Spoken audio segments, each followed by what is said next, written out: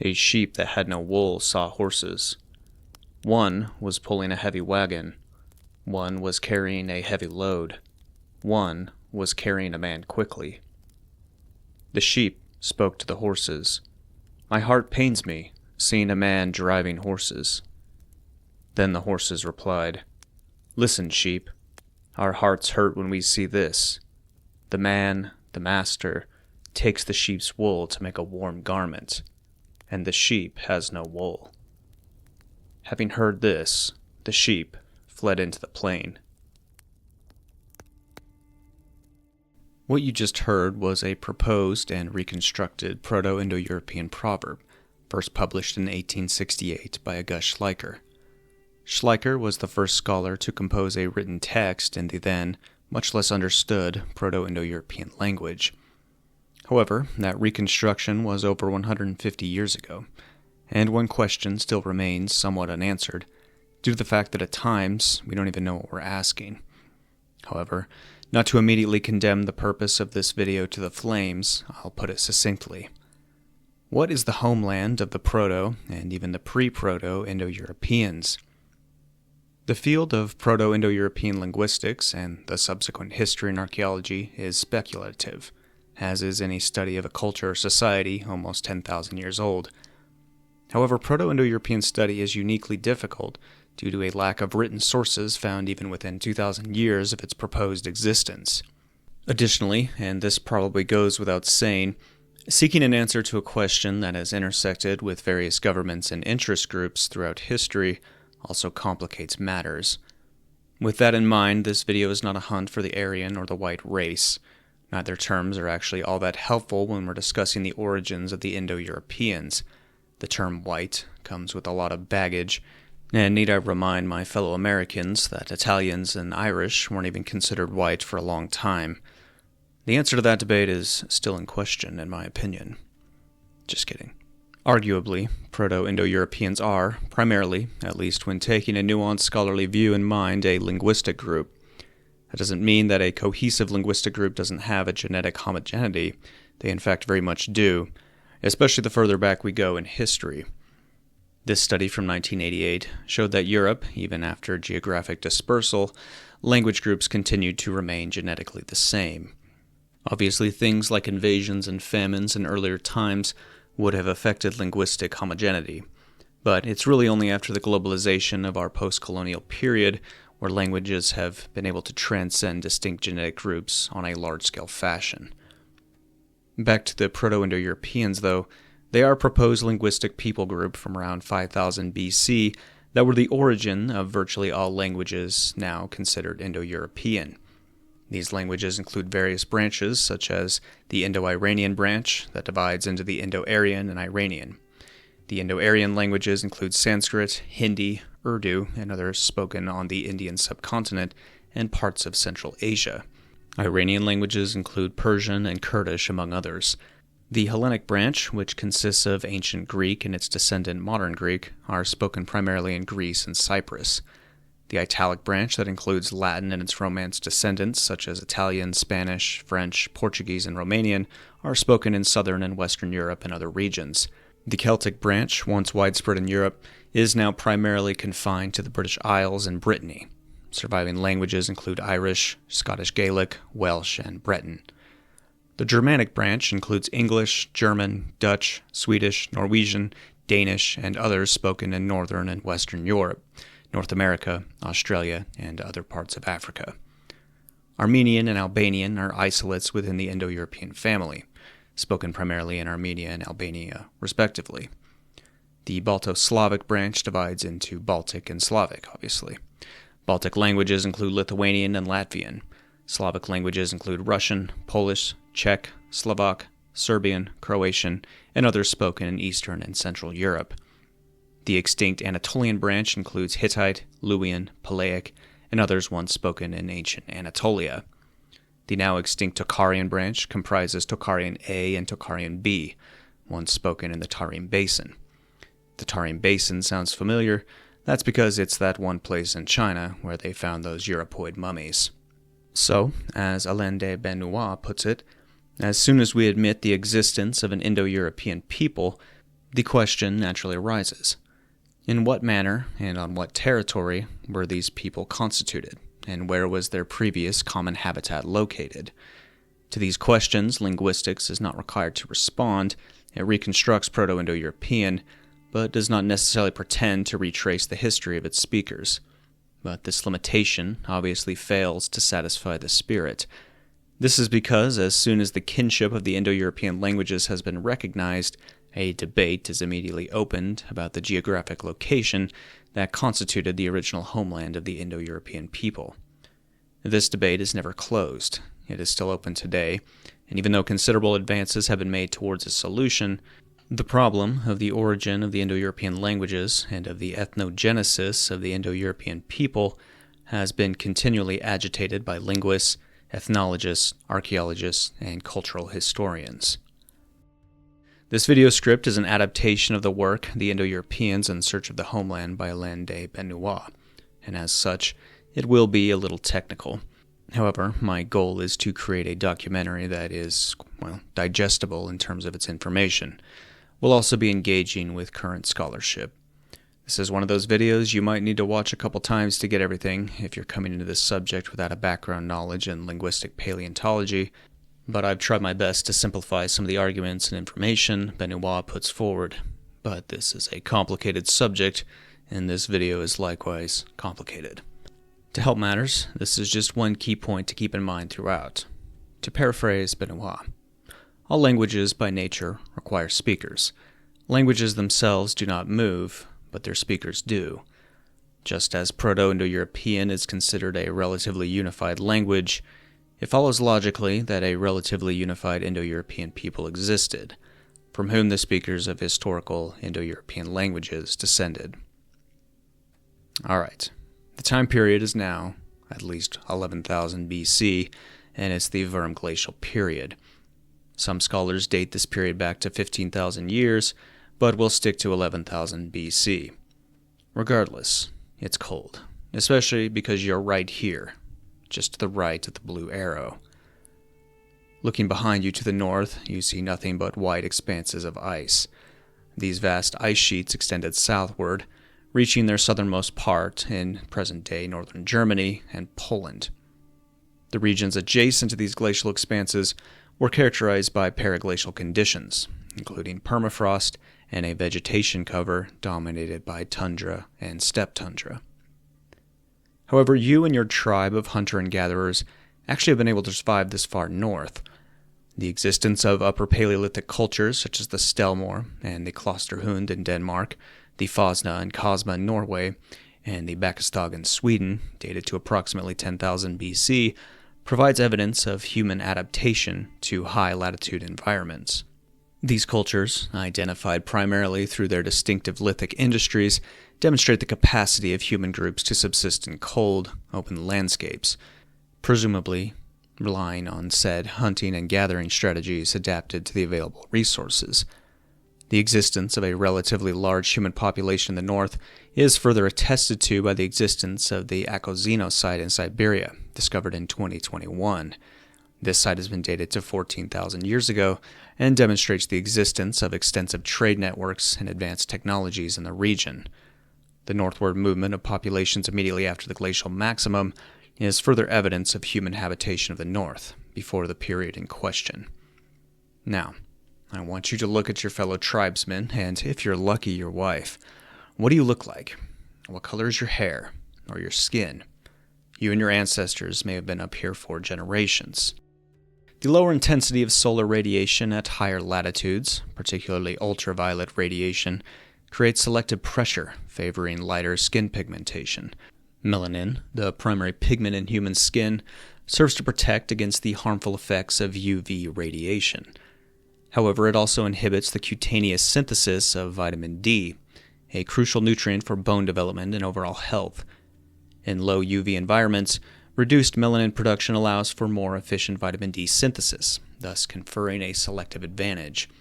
The high frequency of blonde hair and blue eyes among contemporary Northern European populations, both recessive traits, may be interpreted as a vestige of this adaptive process, potentially originating during the late Pleistocene, when populations were forced to adapt to northern environments. We have not established these people that live this far up are the progenitors of the Proto-Indo-Europeans, but we do have direct evidence up to the modern day, and as attested by Herodotus and others, that the northern folk, those who would eventually migrate down, were likely fair-skinned and light-haired. But let's take a tentative step towards the Proto-Indo-Europeans for a second, and take a look at the Nostratic hypothesis. You and your tribesmen need to communicate with one another, so you're obviously speaking some kind of language. And warning alert, this goes against current mainstream scholarship, but it does have its proponents. The main reason why it's currently rejected is because it's very speculative, and with the little amount of data we have, it's difficult to prove. Also, a lot of scholars currently working within the Nostratic framework are Russians, with a lot of their work not being readily available, and in that case, probably not sought out either. What is the consensus, if you want to call it that, then? In terms of language, it's a we don't know, and that language is inherent to the way humans work, rather than a technology that was invented and spread. With that, similarities between languages could be due to universal features of human cognition and language processing, rather than common ancestry. I don't think that those who may support the Nostratic theory would necessarily disagree with that. It's more focused on what was the language. Current historical estimates have the world population during 11 to 12,000 BC at around 4 million, and in the area our tribe is in, it was likely pretty sparse.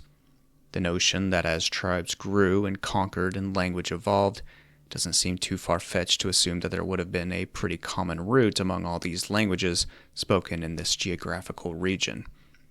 I'm not proposing some sort of Tower of Babel thing happened and then people dispersed north. There are some Nostratic theorists who try to find a root for all current global languages from this, quote, Nostratic language.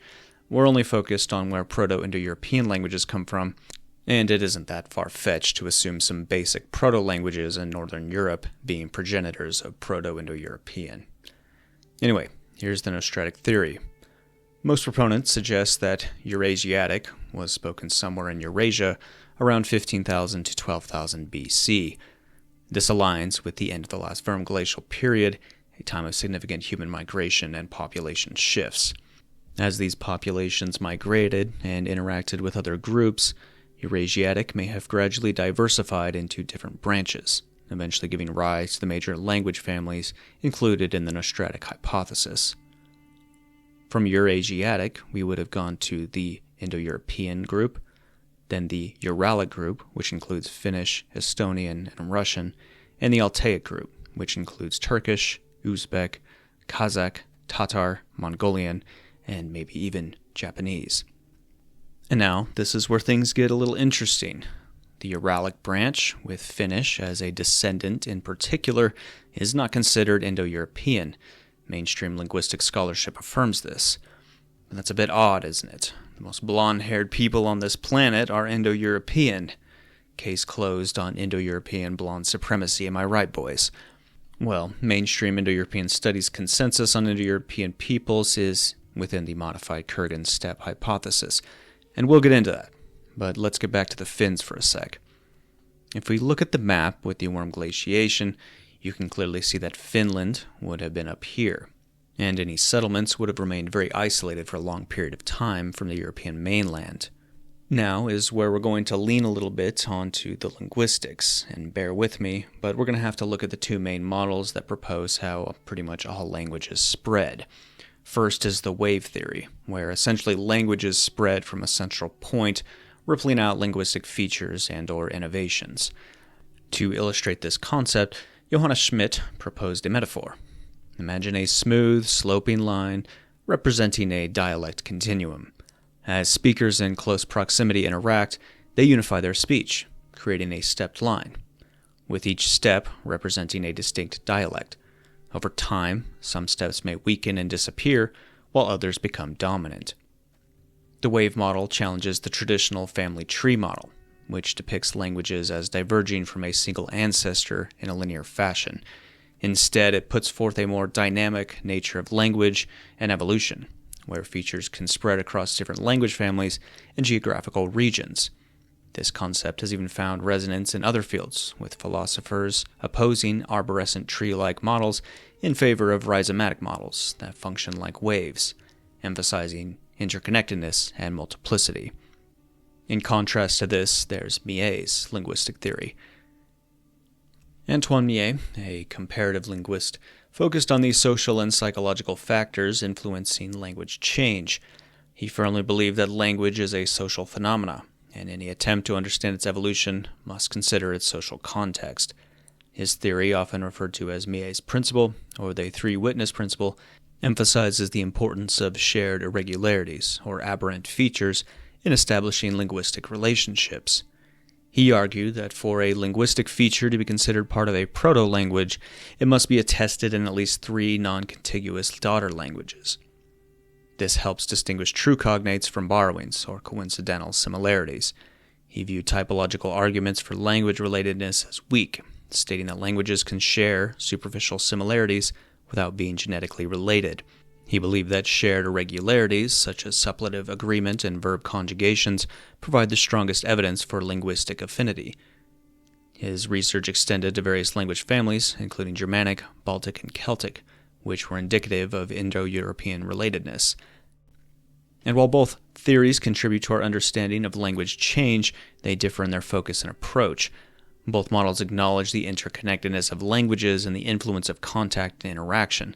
However, the wave model focuses on the spread of innovations, while Millet's theory emphasizes the identification of inherited features and the process of grammaticalization. This is where I think it's helpful not to take an either-or approach and go with both to an extent. Let's go back to our tribe. There are likely other tribes in our region we interact with. They likely have their own language. However, do you think it's vastly different than the one we speak? And did the language arise naturally? If so, we live in a similar geographic area with the same climate and foliage. Would the language we're speaking, especially in relation to work, be significantly different?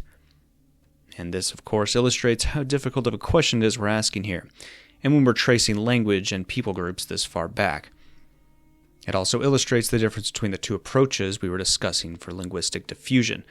Millet's theory is invaluable for tracking changes between known languages and even proposed proto-languages. But before that, it's kind of anyone's guess. But the wave theory here, then, will work for our purposes. With a wave theory of diffusion, a language that eventually gave rise to the Eurasiatic macrofamily. As these populations migrated and interacted with other groups, the language could have diversified and spread, leading to the emergence of the various language families. As these northern Europeans began immigrating south and west, which is where the archaeological data shows, the language would have begun to mix into various subgroups. And that brings us back to the Finns. A certain early settlement migrated there once the ice sheets receded and began habitation. These gave rise to the Kundo and the Butavo cultures. There we have a certain group of Scandinavian hunter-gatherers who likely settled there, and they were predominantly fair-skinned and light-eyed. There may have been various hair colors at the time, but depigmentation was genetically found, so these individuals were likely fair-skinned. Additionally, these settlements would also have genetic affinities shared with the Western hunter-gatherer group, who were and would continue to dominate Western Europe. Quote, "In the last 30 years, there has also been an important breakthrough in the history of one European population. This is the so-called Uralic continuity theory, developed in the 70s by archaeologists and linguists specialized in the Uralic area of Europe, that is the area of Finno-Ugric and Samoyed languages. While the origins of Uralic people was previously seen in a very recent Iron Age invasion, following the traditional catastrophist model, the now current theory claims an uninterrupted continuity of Uralic populations and languages from the Paleolithic. Uralic people would belong to the heirs of Homo sapiens sapiens coming out of Africa or Asia, and they would have occupied Mid-Eastern Europe in Paleolithic glacial times, and during the deglaciation of Northern Europe in Mesolithic would have followed the retreating ice cap, eventually settling in their present territories. Could these have then been part of the same groups migrating south? Possibly.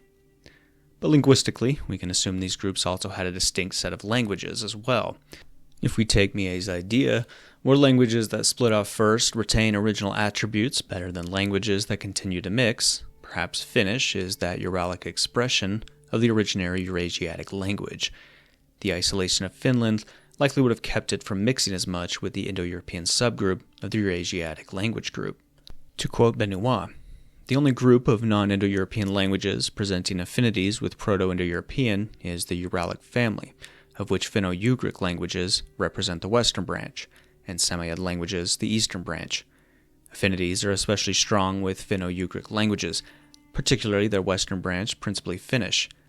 Analysis of phonetic structure and loan diffusion shows they date back to an era preceding the first Indo-European migrations, at least to the beginning of the 5th millennium BC, when the Finnish and Ugrian groups were already separated. From the 3rd millennium BC, Finno-Ugrians also made numerous borrowings from the Indo-Iranian group, confirming archaeological data concerning the material culture of the Volga-Samara Don zone. These two levels of relations and loans are mutually exclusive. Striking similarities between Proto-Indo-European and Proto-Uralic, especially concerning verb system endings and some case endings, suggesting that Uralic populations and Proto-Indo-Europeans lived in each other's vicinity and shared some sites. The original homeland of Finno-Ugrians is fairly well identified, spanning from the northeast Baltic across Russia to the west of the Urals. This homeland could have been contiguous with that of Proto-Indo-European. More remotely, it can be excluded that Proto-Indo-European and Proto-Uralian differentiated from a single stem, Proto-Indo-Uralic. Similarities between Proto-Indo-European and Uralic Altaic languages have led some Russian researchers to postulate a, quote, Mario-linguistic group. And that brings us back to the Proto-Indo-Europeans. These individuals are the ones who would have continued to migrate west and south into mainland Europe, eventually having relatively darker skin than their Finnic or even Baltic counterparts. Additionally, they would have begun to form the pre-Proto-Indo-European language group during this time. And why do I bring up this skin darkening? Because the prevalence of these traits could be viewed in opposition to the Anatolian hypothesis, as any large migration from the south would have introduced a dominant trait for darker pigmentation, making the existence of a largely homozygous recessive population in northern Europe today impossible. Additionally, the Anatolian theory has a multitude of issues, not just genetic, and since the steppe migration theory is the currently accepted one, we'll be engaging with that. Regardless, it should be noted that ethnogenetics relies on present-day linguistic borders, which might not reflect past distributions. It also struggles to establish an absolute timeline for the formation of genetic pools. It's not to say it isn't helpful, in my opinion, even within a few thousand years, but genetic data can be used to justify a multitude of theories. In 2016, for instance, N.T. Geeson utilized mitochondrial decay rates to justify young Earth and the story of Noah and his 3 sons being the basis of the races. Obviously, his study was rejected by mainstream scholarship, and in the eyes of some, it may be an extreme case, but I'm arguing that it's important to note how speculative a lot of ethnogenetics is presently. Honest scholars will acknowledge certain weaknesses with the out of Africa or the replacement theory. That doesn't mean it needs to be thrown out, although it does have its flaws, and I prefer the multi-origin theory, but either way, both theories work for our current journey. But it's always important to continue to reassess information as it comes out, and not hand-wave it away since it doesn't meet current models. And my schizo model, right now, is perfect, and don't let anyone tell you it's ridiculous. And this is where I think it's time we take a quick pit stop to some things that are more attestable. Obviously, mythology is the next logical place to go. It's pretty definitive that multiple Indo-European populations had myths that spoke of northern Arctic places of origin. Whether this is symbolic is of course debatable, but it isn't a reach also to postulate that Proto-Indo-Europeans would have likely passed on this Arctic origin story. B.G. Tilak, in The Arctic Home in the Vedas from 1903, presented a detailed argument based on his interpretation of Vedic texts. Tilak focused on passages describing astronomical phenomena, such as the dawn lasting for 30 days and the division of the year into a long day and a long night, each lasting 6 months. These descriptions, he argued, are incompatible with the astronomical realities of the Indian subcontinent, but are consistent with conditions found within the Arctic Circle. Further, Tilak noted the presence of the term Sapta Aktin in the Rig Veda, translated as 7 rays, describing the sun. However, Aksin can also be translated as eye. Tilak argued that this could have represented an early understanding of the aurora borealis, known for its 7 distinct colors. He interpreted these textual elements as remnants of a collective memory of an ancestral homeland situated in the far north, from which the Vedic people migrated southward prior to the composition of the hymns. He also pointed to the existence of the term Uttarakuru, which is a region described as lying beyond the Himalayas, identified as the abode of the gods, where the sun never sets, and the south, the dwelling place of demons. Other myths give the pole star an essential place. Independently, John Sylvain Bailey, in his Letters on the Origin of the Sciences in 1777, examined ancient astronomical tables brought back from India by missionaries.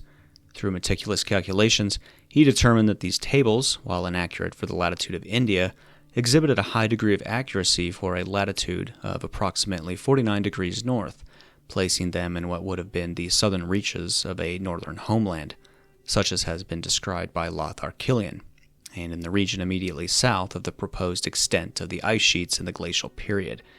He posited that this region represented a location where different languages had been born from the maternal and primitive language, further suggesting that the tables represented a vestige of astronomical knowledge developed in a more northern location. Moreover, a recurring motif in the mythologies of various Indo-European-speaking peoples is the notion of a northern or Hyperborean homeland. In the classical epoch, numerous authors, Aeschylus, Pindar, Herodotus, Callimachus, Apollonius of Rhodes, Pausanias, Diodorus of Sicily, Virgil and Strabo, and Pliny the Elder, among others, evoke an original homeland for their culture in the northern zones. In the 4th century BC, Pythias, a seafarer from Marseille, even strove to rediscover this region. The fragments of his logbook suggest he went to the Arctic Circle. In Greek tradition, the Hyperboreans were a mythical people said to inhabit a land of perpetual sunshine located beyond the reach of the north wind, the Boreas. This land was often associated with the god Apollo, who is said to have visited it. While frequently interpreted in a purely symbolic manner, these myths may preserve a distorted recollection of an ancestral homeland situated in a high-latitude region, or at least north of Greece. Analogous traditions are discernible in Celtic and Germanic mythologies, suggesting a potentially shared element within the broader Indo-European mythological framework. Back to our tribe, the causes of glaciations, like periods of warming, aren't always known. In addition to theories linking glacial cycles to Earth's position relative to the Sun, others appeal to massive catastrophes such as earthquakes, volcanic eruptions, flooding, which were caused by the passage of perhaps a celestial body, maybe a comet, through Earth's atmosphere. Such an event could modify Earth's angle of inclination, shifting the poles. Temperate regions could suddenly be covered by glaciers. Most Indo-European traditions, with equivalents in other traditions, particularly Oriental and American Indian, seem to preserve the memory of cosmic catastrophes of this kind, regularly linked with the eruption of a great winter or a cosmic night. Ragnarok, in the Germano-Scandinavian tradition.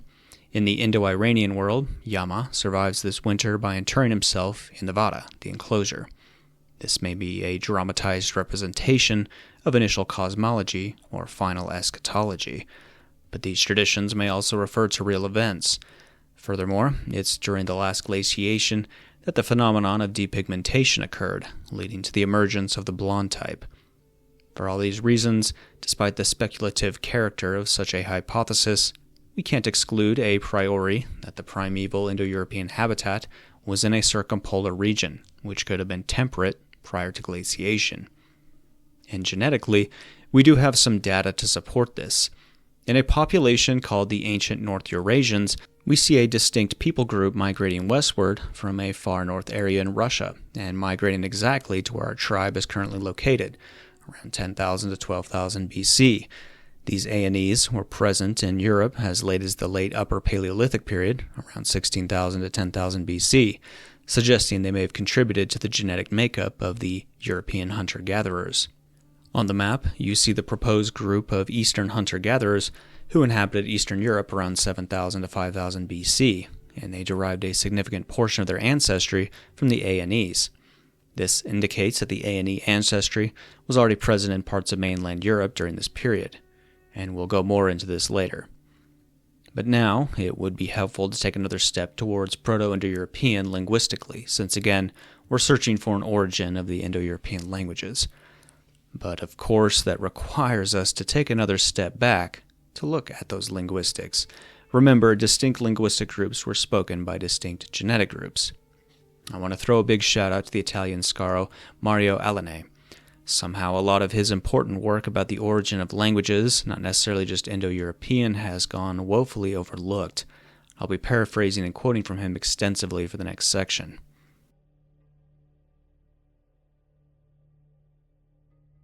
During the 1800s, as Darwinian theory began to influence all the major sciences, there were two camps, uniformitarianism and those that held to a catastrophic way of deciphering human history. Essentially, the mindset prior to Darwin was that of seeking evidence of history, geology, archaeology, etc. in the time immediately following Noah's flood. Anything before that was essentially impossible, since, well, all the evidence was erased.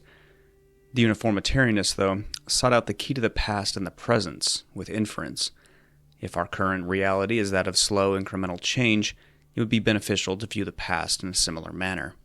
And regardless of what side of the camp you fall into with those arguments, Alinei makes the point that linguistics, though superficially claiming to be uniformian in approach, was actually still antediluvian.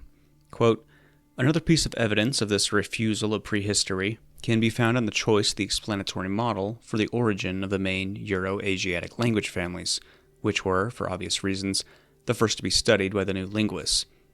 For all proto-languages reconstructed by the new linguists were seen to be of recent formation, emerging in Europe or Asia as late as in the Middle Ages, roughly after 5000 BC, and submerging a sort of antediluvian, unknown, and unknowable population.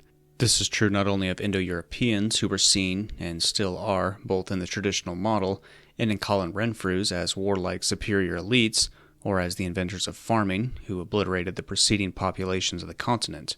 But it was true, until 2 decades ago, also of Finno-Ugric people, who were seen as invaders in the Iron Age, coming from an unknown area and replacing unknown people, and of the Altaic people, who are still seen as even more recent medieval invaders, coming from nowhere and replacing earlier Indo-European invaders, in the typical merry-go-round that characterizes the traditional ethnogenesis of Eurasia.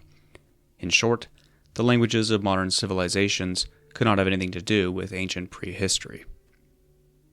Even as the field of paleolinguistics began to come into fruition, the furthest it would date the earliest layers of Indo-European lexicon was to the Copper, the Bronze, and the Iron Age, which proves again that Indo-European paleontology could not have anything to do with prehistory, but only with Middle Ages artifacts and institutions. Alinei then points to the less than completely objective influence of pan-Germanism and colonialism on not only linguistics, but also archaeology as well. Regardless of whether you agree with the following, it's important to always at least acknowledge an existing field's ideology. Quote, "Many recent studies on history of archaeology, linguistics, and ideology have shown that the foundation of scientific Indo-European research in the 19th century was deeply influenced by the contemporary Aryan, Pan-Germanic, and colonialist ideology, as first expounded in Count Joseph Arthur de Gobineau's essay, The Inequality of the Human Races, with its emphasis on the racial superiority of the Indo-European people and their inclination to war and conquest. We must not forget, in this context, that the very word Aryan was one of the basic terms of the emerging historical linguistics, and it might be useful, as a way of example, to read what the French Pictet writes about the Aryan race in the opening lines of his book, the title of which was The Origins of the Indo-Europeans, or the Primitive Aryans, Essay on Linguistic Paleontology. Quote, "A race destined by Providence to one day dominate the entire globe. Privileged above all others by the beauty of blood and by the gifts of intelligence, this fertile race worked to create for itself, as a powerful means of development, a language admirable for its richness, its vigor, its harmony, and the perfection of its forms. This kind of ideology made a radical distinction between the Indo-European peoples and all the savage populations of the world, which were destined to remain such. The indigenous populations of prehistoric Europe, wholly similar to the savages of other continents, could not have anything to do with historic and modern Europeans, and consequently, the prehistory of the Indo-European people belonged to a kind of obscure and impenetrable limbo, a sort of scientific substitute for the dogma of creation. It is this mixture of residual catastrophism and pre-racist ideology that seems to me to characterize much of the linguistic work of the 19th century and which the later generations of scholars came to accept by sheer inertia. And you'll see that as we begin to address the Kurgan hypothesis later in this video, how strongly people cling to certain theories and ideals, even when evidence points to the contrary. From all of this, to Alinei again, the largest influence that 19th century scholarship has on the field of linguistics is the idea that language is somehow a living organism. Quote, "This is, in my opinion, the fatal mistake that 19th century linguistics made, and which has been inherited by linguistics until now. The reification of languages into a living organism, each of which has a birth, a life, and a death, and it evolves, as all natural organisms, following laws that are similar to laws of nature. Laws that have been called, precisely by 19th century linguists, phonetic laws, and which have been assumed as a given of nature, escaping knowledge precisely as biological change. This is why the most typical principle of the new historical linguistics was and is the so-called linguistic organic change.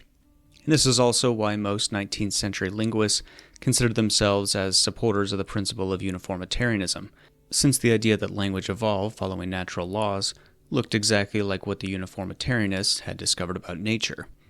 It is therefore apparent that the influence on Darwinism on the emerging linguistic science was characterized by two basic misinterpretations of it. A.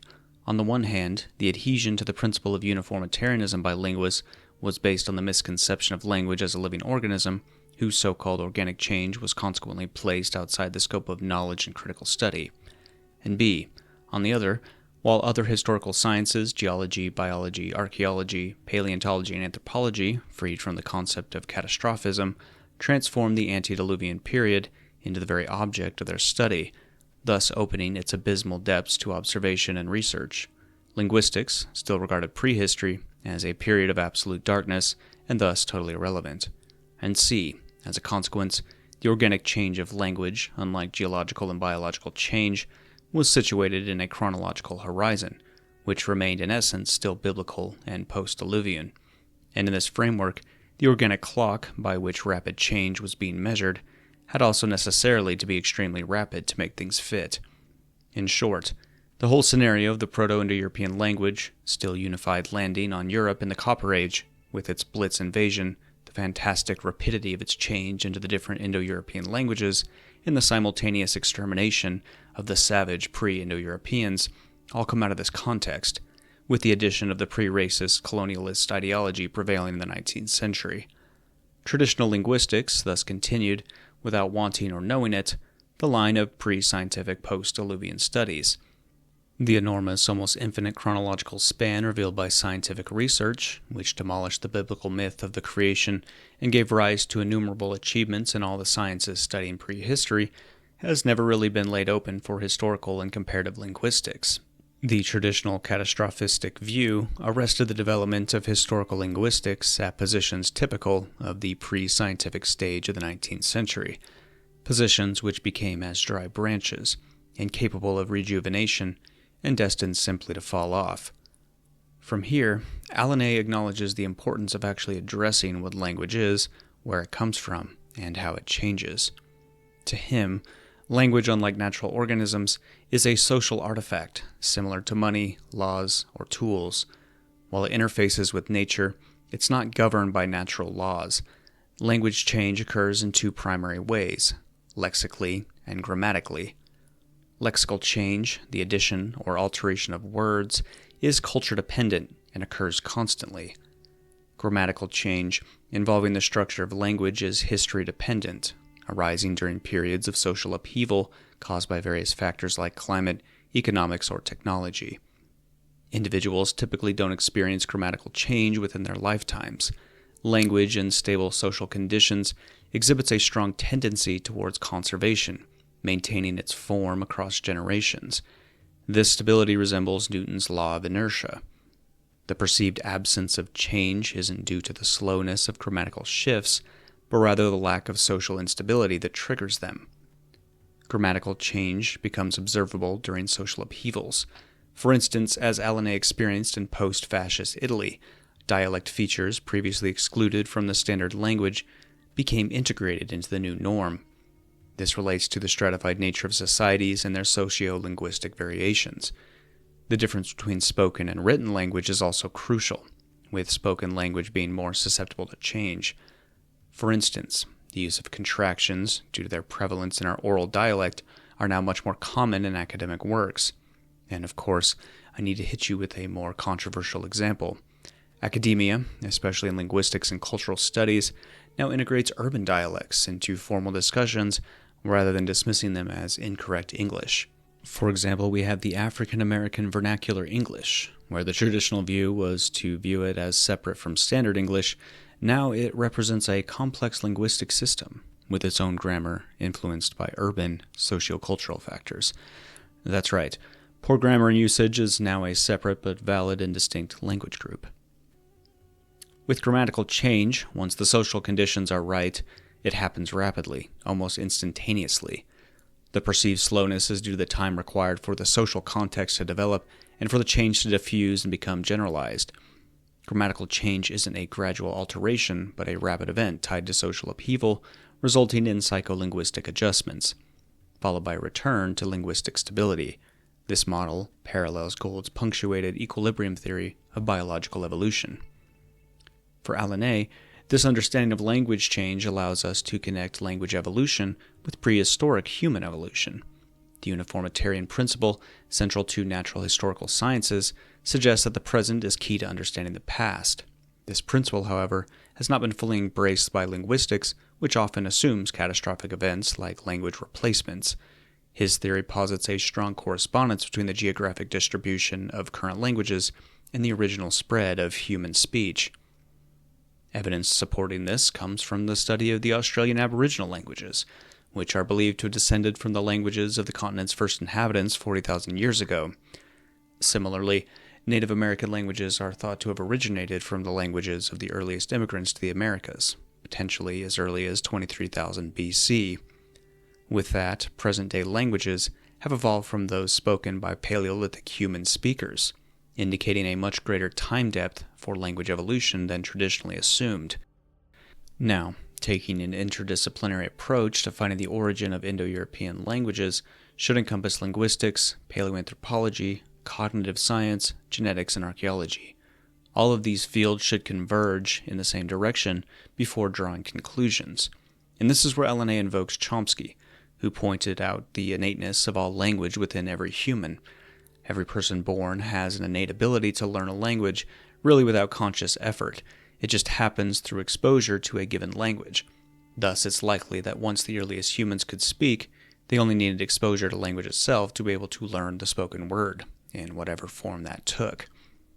To that point, language likely began very early on in our evolutionary history. Quote, "For the last 20 years of discoveries in the field have brought several scholars, among which one of the world-leading specialists, P.H.V. Tobias, to conclude that the question now is no longer whether Homo habilis spoke, which is now considered as ascertained, but whether the capacity for language was already optionally present in some Australopithecus, to become obligatory in Homo as one of his unique traits." As Tobias himself writes, several lines of evidence suggest that the rudiments of speech centers and of speaking were present already before the last common ancestral hominid population spawned Homo and the robust Australopithecines. Both sets of shoots would then have inherited the propensity for spoken language.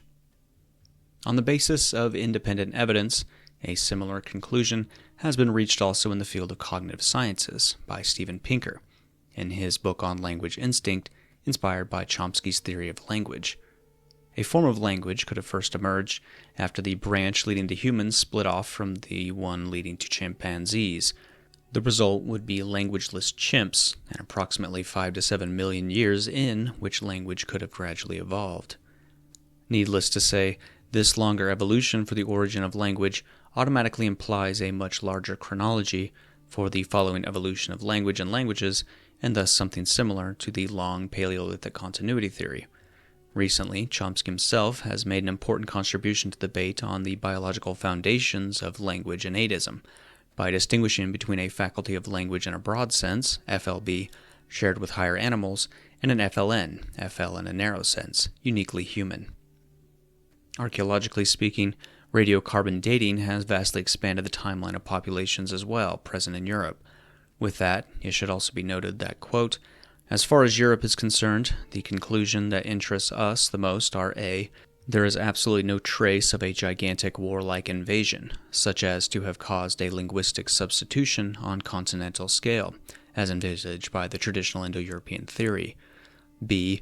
All Neolithic cultures of Europe are either a direct continuation of Mesolithic ones or have been created by Mesolithic groups after their Neolithization by intrusive farmers from the Middle East. C. There is every possible evidence for damic and cultural continuity from Upper Paleolithic to the Middle Ages. Continuity is now universally considered the basic pattern of European prehistory. Even James Mallory, probably the last archaeologist who defends the Indo-European invasion theory, has had to concede, quote, "The archaeologist's easiest pursuit is the demonstration of relative continuity and absence of intrusion." There are a lot of linguistic points that Alinei also makes, supporting an earlier proto-lexicon I won't go into for the sake of time, but let's synthesize everything that Alinei believes about Europe and the hunt for the Proto-Indo-Europeans. The arrival of Indo-European peoples in Europe and Asia should be viewed as part of the larger Homo sapiens sapiens migration from Africa or were already present in Asia, not a recent prehistoric event.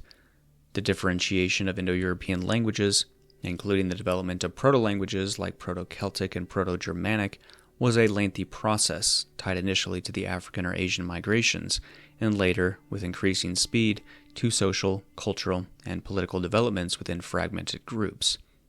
For example, the traditional notion of a sudden Celtic arrival in Western Europe is replaced by a scenario of early Celtic differentiation within Europe. Western Europe has always been Celtic, with the megalithic, Beaker Bell, and Latene cultures all being Celtic manifestations. This suggests a longer and westward to eastward Celtic expansion. Mesolithic fishing cultures in Northern Europe are attributed to early differentiated Celtic, Germanic, Baltic, and Uralic populations. The continental Germanic area likely extended, before deglaciation, from the Alps to the ice cap. Post-deglaciation, it expanded to Scandinavia, with the linear pottery culture from 5500 to 4500 BC representing its first Neolithic presence. The diverse dialects of Germany reflect the complex local prehistory, while Scandinavia's simpler prehistory allowed for better preservation of original language features.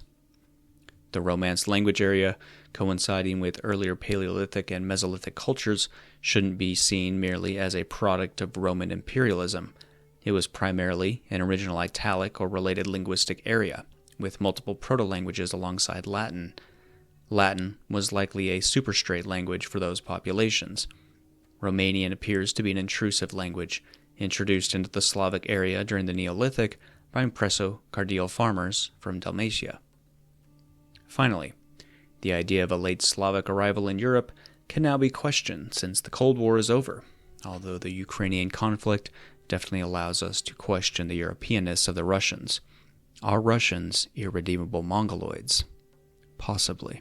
Anyways, Slavic continuity from the Paleolithic is definitely traceable, with their later growth and expansion explained by the success and stability of Southeast European Neolithic cultures.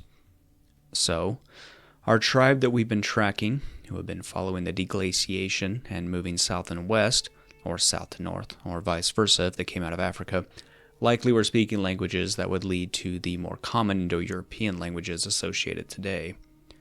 Which begs the question, is the hunt for a Proto-Indo-European language and unified genetic strata even possible? Perhaps the hunt for the elusive Proto-Indo-European language is maybe just a construct from the 19th century that still hasn't left us. While there may have been a mother tongue for those commonly associated with Indo-European languages, they likely coexisted among other continuous geographical linguistic phyla, such as Pre-Finnish or Basque. But in order to start making claims of a unified Proto-Indo-European from the Arctic or Africa, or perhaps never existing as traditionally taught, we need to confront the now prevalent theory for the origin of Indo-European peoples.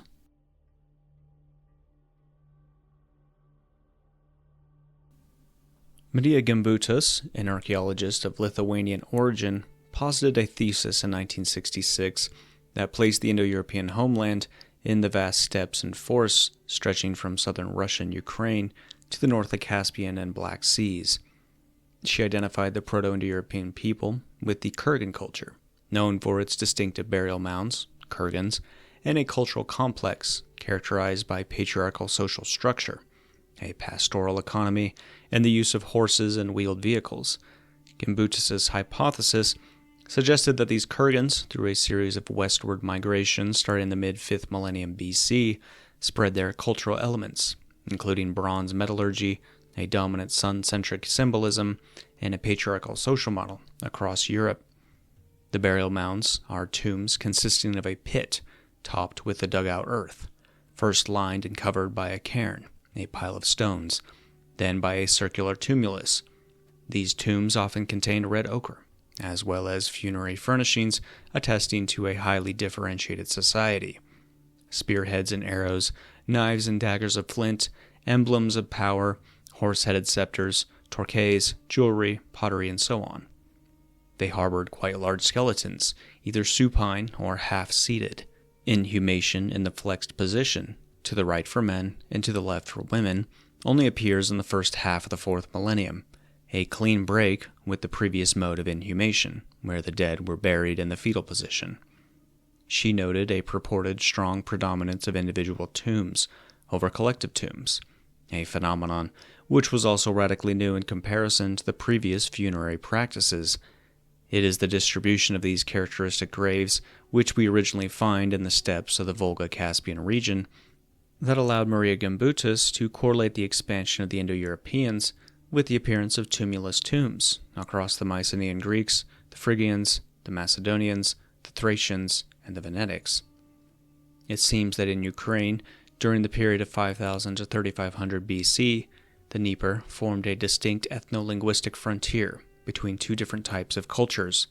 On one side, west of the river, was the Kukatini Tripolite culture, Moldavia and western Ukraine, which included some relatively significant agglomerations, at least 1,000 houses spread over 350 or 400 hectares. Its inhabitants practiced agriculture, honored principally feminine divinities, and produced highly refined pottery. On the other side, east of the Dnieper, were more sparse populations, which raised livestock and led an above all pastoral way of life. They honored celestial divinities, interned their dead in tumulus graves, ate and sacrificed horses, and produced more rudimentary pottery. The Kukatini Tripolite culture, which derived from the other cultures of the Copper Age situated more to the southwest, in the Carpathians and the Balkans, had been one of the principal cultures that Maria Gimbutas referred to as, quote, Old Europe, whereas the cultures situated west of the Dnieper, which archaeologies called the structures of Dnieper Donets II, 5000 to 4500 BC, and of Sredny Stog, 4500 to 3500 BC, would have constituted the cradle of the Proto-Indo-Europeans. In fact, just as she speaks of the Kurgan tradition, subsuming in a unitary complex most of the Pontic cultures usually distinguished by archaeologists, Gimbutas, under the expression Old Europe, designates an entire series of Chalcolithic cultures from southeastern Europe, the basin of the Danube, the Balkans, and the Aegean Sea. Old Europe, whose apogee seems to be somewhere between 5000 and 4000 BC, the emergence of long-distance trade, the opening of copper and gold mines, refinement of clothing and lifestyle, polychromatic ceramics, etc., corresponds to the complex of Danubian culture, which finds its origin in the Neolithicization of the Balkans in the 7th millennium, whose most accomplished form, 2,000 years later, was the Starcevo-Koros culture in Hungary, Romania, and the Balkans. Besides the Kukatini Tripolite culture, it also included the Keternovo culture from Maritsa Valley in Bulgaria, whose influence reached to the Danubian plains and the Aegean Sea, the Vinca culture, which succeeded the Neolithic Starcevo culture in the Balkans, the Lengel culture in the basin of the Middle Danube, that of the Butmir in Bosnia, Petresti in Transylvania, and Tisza-Polgar in Hungary and western Romania, and so on. Contrary to the identification of the cultures of Old Europe with the first Indo-European farmers, as Renfrew would later suppose in his Anatolian hypothesis, the arrival of the Indo-Europeans would have drawn the flourishing of these first great European agricultural civilizations to a brutal close. Gimbutas, who has never hidden her sympathy for the cultures of Old Europe, particularly due to their gynocratic character, has repeatedly underscored their antithetical character in relation to Proto-Indo-European culture. These cultures are characterized by a sedentary and predominantly urban habitat, a high artistic level, and a relatively peaceful way of life. They honor essentially feminine and earthy divinities, goddesses of fertility and fecundity, the Great Mother, bird, and serpent goddesses, and present matrilineal, matrifocal, and matrilocal structures, whose survival we can observe into the historical period. As egalitarian, theocentric, and matricentric societies, they supposedly contrasted sharply with the first Indo-European cultures. Quote, "The cultures of Old Europe and of the Kurgan are opposed to each other. Old Europe characterizes itself by large clusters and an economy of sedentary horticulture. The Kurgan culture by mobility in small villages. The first is matrilineal, egalitarian, and peaceful. The second, patriarchal, hierarchized, and warlike. Each of the two ideologies has created a different set of gods and symbols. The ideology of Old Europe places the accent on the eternal aspects of birth, death, and regeneration, symbolized by a feminine principle, the creative mother. One might almost assume Gimbutas herself. The patriarchal ideology of the Kurgans, known from the comparative study of Indo-European mythology, is founded on the virile and warlike gods of the bright revolving sky. The Old Europeans were not interested in offensive weapons, whereas the Kurgans, like all Indo-Europeans, glorified the sword." Gimbutas explains the rise of the Kurgan culture by the use of the domestic warhorse and chariot or two-wheeled cart, as well as the general superiority of weaponry and extraordinary mobility. Quote, "The process of Indo-Europeanization was not physical but cultural. It must be understood as a military victory that consisted in the successful imposition of a new religion, a new language, and a new administrative system upon the indigenous groups." Gimbutas proposed a detailed chronology of the Kurgan culture and its associated migrations, dividing it into 4 phases, Kurgan 1 through 4, and outlining 3 major waves of expansion that led to the spread of Indo-European languages and culture elements across Europe. First is Kurgan 1, from 4400 to 4300 BC. This initial phase, with its origins in the steppes of Kazakhstan and the lower Volga region, saw the emergence of covered graves and the spread of Kurgan cultural elements towards Ukraine. Kurgan 2, from 4300 to 4000 BC. In this phase marked the first major Kurgan expansion towards the Danube region, bringing it with the widespread adoption of Kurgan burial rites and the emergence of solar symbolism. Then we have Kurgan 3, from 4000 to 3200 BC. This phase witnessed the further consolidation and expansion of the Kurgan culture, with the intensification of copper metallurgy and the increasing importance of the chariot. And last, there was Kurgan 4, from 3200 to 2900 BC. This final phase marked the culmination of the Kurgan expansion, leading to the widespread adoption of pit graves and the displacement of Old Europe cultures. Gimbutas' 3 waves of Kurgan migrations painted a picture of cultural upheaval and transformation across Europe. With the first wave, it primarily impacted the regions around the Azov Sea and the lower Danube, leading to the displacement and assimilation of indigenous cultures. During the second, this more extensive wave reached further into Central Europe, overwhelming the Cucutini Tripolite culture and leading to the formation of new cultural complexes like Cernavoda III and Baden. And the final and most powerful third wave led to the destruction of the remaining Old Europe cultures and the establishment of Kurgan dominance across much of Europe. Gimbutas linked these Kurgan migrations to the diversification and spread of Indo-European branches. The first wave gave rise to the Anatolian group, the second to the Phrygians, Germans, Balto-Slavs, Illyrians, and Celts, and the third to the Daco-Thracians, Greeks, Armenians, and Indo-Iranians. In this scenario, Gimbutas insists strongly on the role of the horse and chariot. The domestication of the horse was the essential cause and principal vector of the Kurgan people's expansion from the wooded steppes of the North Caspian and Black Sea. For Gimbutas, this domestication would occur during the 6th millennium in an area stretching from the Valley of the Don to the plains of northern Kazakhstan. The domestic horse was further distributed in Europe by the Kurgan people in the second half of the 4th millennium, then in Central Asia in the 3rd millennium, and finally in India and Anatolia in the 2nd millennium. This assertion has given rise to numerous debates. The bones of horses have indeed been retrieved from Kurgan tombs in the region of the Lower Dnieper, dating from 4400 BC, as well as in the sites dating to around 5500 BC, belonging to the Samara culture. These are the most ancient remains which we have, attesting to the direct relation between man and horse, but we do not have proof that they are the remains of domestic horses.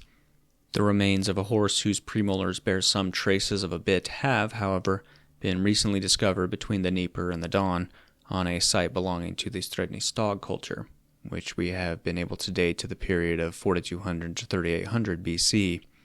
These remains, studied from 1989 by Anthony W. Smith and D.R. Brown, presently belong to the oldest domestic horse that we know in the world.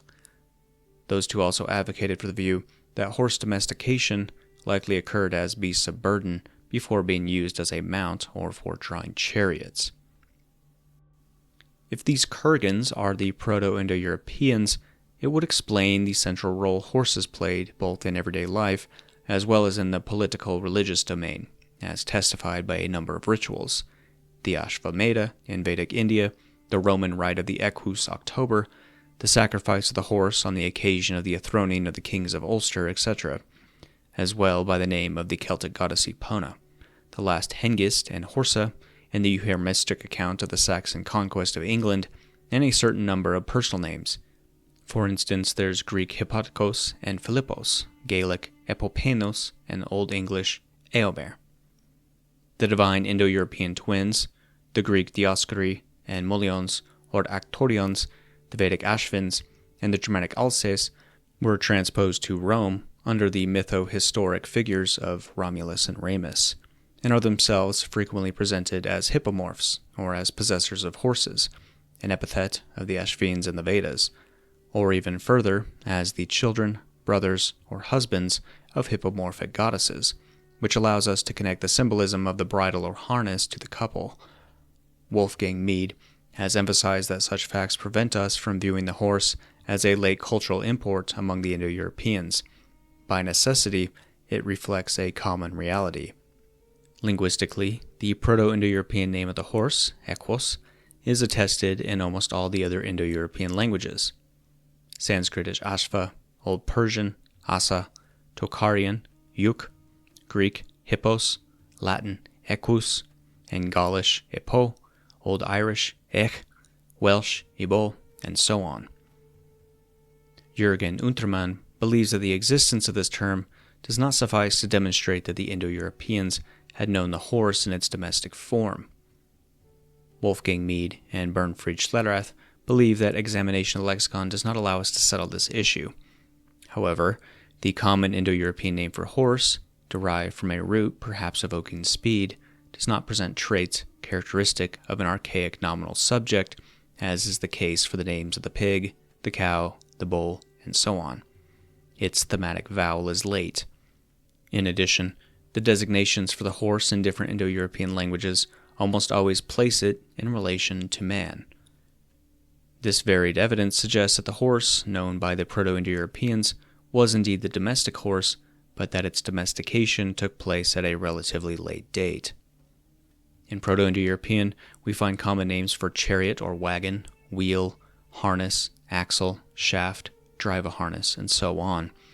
These names are particularly important, for they can help date the last common Indo-European habitat. According to Franz Specht, these terms result from a series of transfers and metaphors from words originally having a different meaning, and he estimates that the last period of Proto-Indo-European unity could be dated on the basis of the common vocabulary concerning wheeled vehicles. These do not appear anywhere in the world before the 5th millennium. The most ancient wagon burial has been discovered on a site from the Kurgan II epoch, 4300 to 4000 BC. The chariot, then the wagon, would be spread throughout Central Europe in the following millennium. However, some authors hesitate to place the use of the chariot before 3500 BC. And this is Gimbutas's theory, and with certain modifications, continues to be the main explanation of Indo-European expansion into mainland Europe and down through to India. The more dramatic invasions that Gimbutas proposed, due to lack of archaeological evidence of such, has been morphed into more cultural genetic diffusions. In 2015, a genetic study, Massive Migration from the Steppe, is a source for Indo-European languages in Europe, which was revised in 2018, seemed to confirm Gimbutas's theory. This study examined the genetic history of Europe by analyzing genome-wide data from 69 ancient individuals who lived between 8,000 and 3,000 years ago.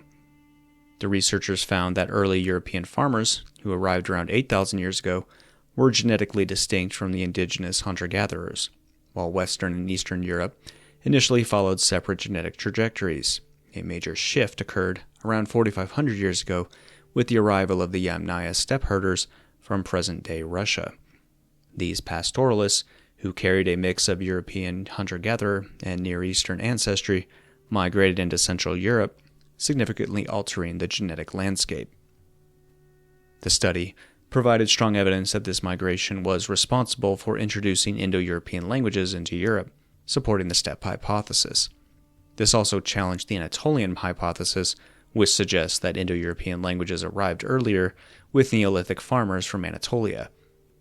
The genetic data showed that the corded-ware culture of Central Europe, emerging around 2500 BC, derived about 75% of its ancestry from the Yamnaya, indicating a large-scale population replacement.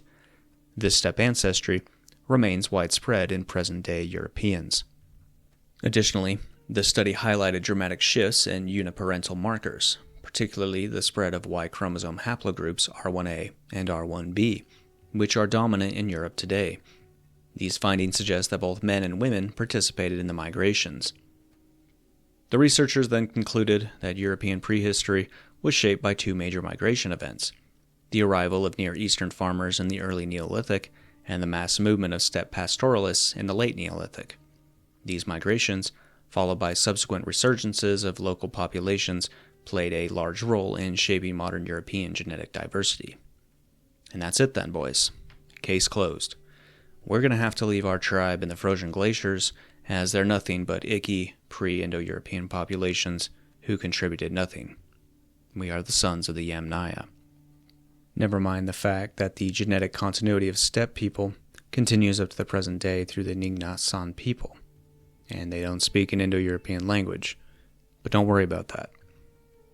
You see, the issue is Gimbutas's theory of Indo-European expansion via invasion as an explanation for Proto-Indo-European has always had its issues and detractors.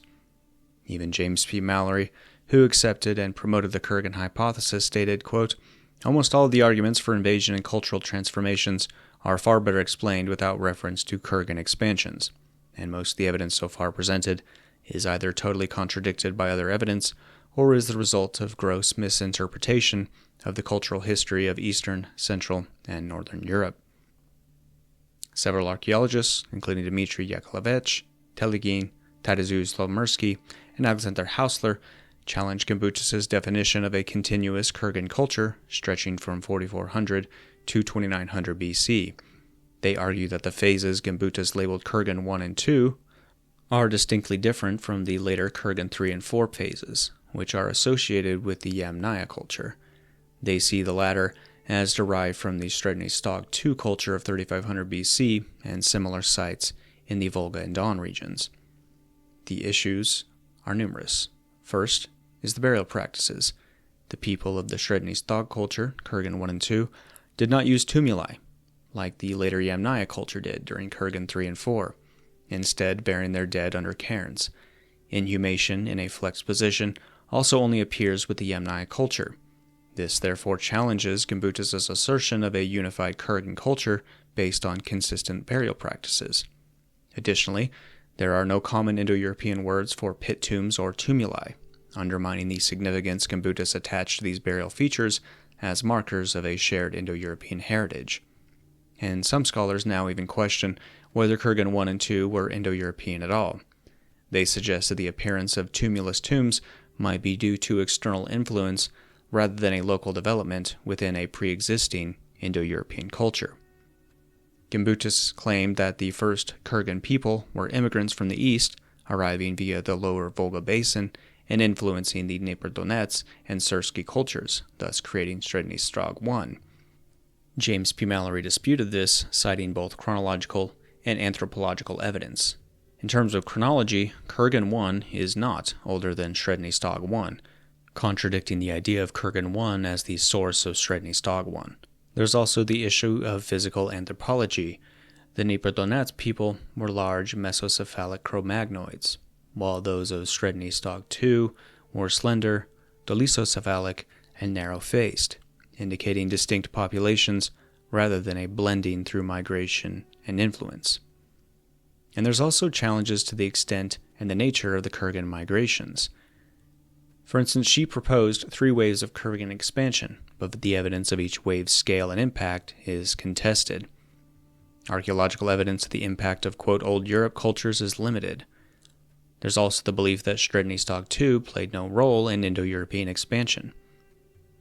David W. Anthony believed that Gimbutas overestimated the magnitude of this wave towards Hungary and Transylvania, suggesting that Kurgan influence only becomes noticeable with the later Cernavoda-Baden cultural complex, which is associated with Kurgan II. In terms of the second and third waves, the proposed Kurgan expansion west of the Tisza River in the central Hungarian plain lacks any archaeological and anthropological support. The Kurgan-type tombs are only found in a limited area of northeast Bulgaria, south of the lower Danube, and the interaction between steppe populations in the Balkans appears more complex than the dramatic scenario presented by Gimbutas. There's also the issue of the circular tumuli existing in the British Isles during the Neolithic period or earlier, and those are not attributed to Kurganization, suggesting that burial practices alone are not decisive evidence of Kurgan influence. There's also the issue that the groups Gimbutas believed to be derived from the Kurgans in Europe were in fact contemporary with, or only slightly later than, the pit graves of southern Russia. David W. Anthony also believes that Gimbutas' framework inadequately explains the Indo-Europeanization of Europe west and north of the Carpathian Basin. That said, the role of the Kurgan culture in the formation of the Indo-Iranian group, via the intermediary of the Andronova culture, is by contrast more commonly recognized. If it's admitted that the documents of Mitanni were written in an archaic Indo-Aryan form, there is a good chance that the ancestor of this language, Common Indo-Iranian, was formed before 2000 BC. From this perspective, the history of the Indo-Iranian group most certainly proceeds via the Andronova culture. In the 3rd millennium, this semi-pastoral culture includes diverse regional groups installed between the northern steppes of the Black Sea and the Urals, extending to the Yenisei, passing via Kazakhstan and southwest Siberia. It seems to have developed by 2300 BC, the date that a material culture of the Petrovka II type emerged on the site of the old Surten-Botai culture, itself derived from the Yamnaya cultural complex around 3000 BC. Because we know that the Russian steppes were inhabited in the 7th millennium BC by Scythian tribes who spoke an Iranian dialect, the hypothesis of continuity between the Kurgan culture and the Scythians seems plausible. Some authors conclude that the Yamnaya culture had only ever spoken the ancestral Indo-Iranian language. The result of this is that the Kurgan culture could not have spread any other dialects in Europe or in Asia than those which derive from Indo-Iranian. This hypothesis is further reinforced by the fact that these Indo-Iranian dialects never appeared in the territories situated west or southwest of the zone in which the Kurgan culture originally formed and expanded. Far from representing the homeland of the Proto-Indo-European community, the Kurgan culture is therefore only a secondary center constituted by the ancestors of the Indo-Iranian group, which may also include the Proto-Greeks. Additionally, a 2022 study by Lazaridis et al. Found that the typical phenotype among the Yamnaya population was brown eyes, brown hair, and intermediate skin color. None of their Yamnaya samples were predicted to have either blue eyes or blonde hair, in contrast with later steppe groups in Russia and Central Asia, as well as the Bell-Beaker culture in Europe, who did carry these phenotypes in high proportions. But it is above all the pattern proposed by Medea Gimbutas for the Indo-Europeanization of Northern Europe that has roused the strongest objections. This pattern, we have seen, postulates a transformation of the funnel beaker civilization, who we'll be discussing later, due to the extension of the Kurgan people towards the North Plain, which would lead to the globular amphora civilization, which we'll also be discussing later, and then from this to the Cordovar culture. Yes, we'll discuss that later as well. This invasionist thesis, which explains the Indo-Europeanization of Northern Europe by migration from the south or the east, and that was already affirmed by Hermann Gunthert and Ernest Wallay, is firmly rejected by researchers who hold to a model of indigenous development. It is therefore important to assess the situation of the Cordovar culture and the two cultures which preceded it, the globular amphora culture and the funnel beaker culture. But right now, are you starting to see the problems? Before we move into those other cultures, it's just important that we assess everything. If we don't take the presupposition of pan-Germanists who wanted to claim the steppe people invading as their own, a lot of the problems begin to disappear. Firstly, the complete lack of anthropological, linguistic, and archaeological evidence of large-scale invasions. Additionally, if we don't assume, as Gimbutas did, that old Europe was some feminist heaven and just ascribe traditional social strata and patriarchal roles of war, hunting, and subsistence to those old European cultures as they were, which is prevalent in 95% of all cultures since the beginning of time, the need for some patriarchal invasion is also gone. And so, with that, who were the corded ware and funnel beaker cultures?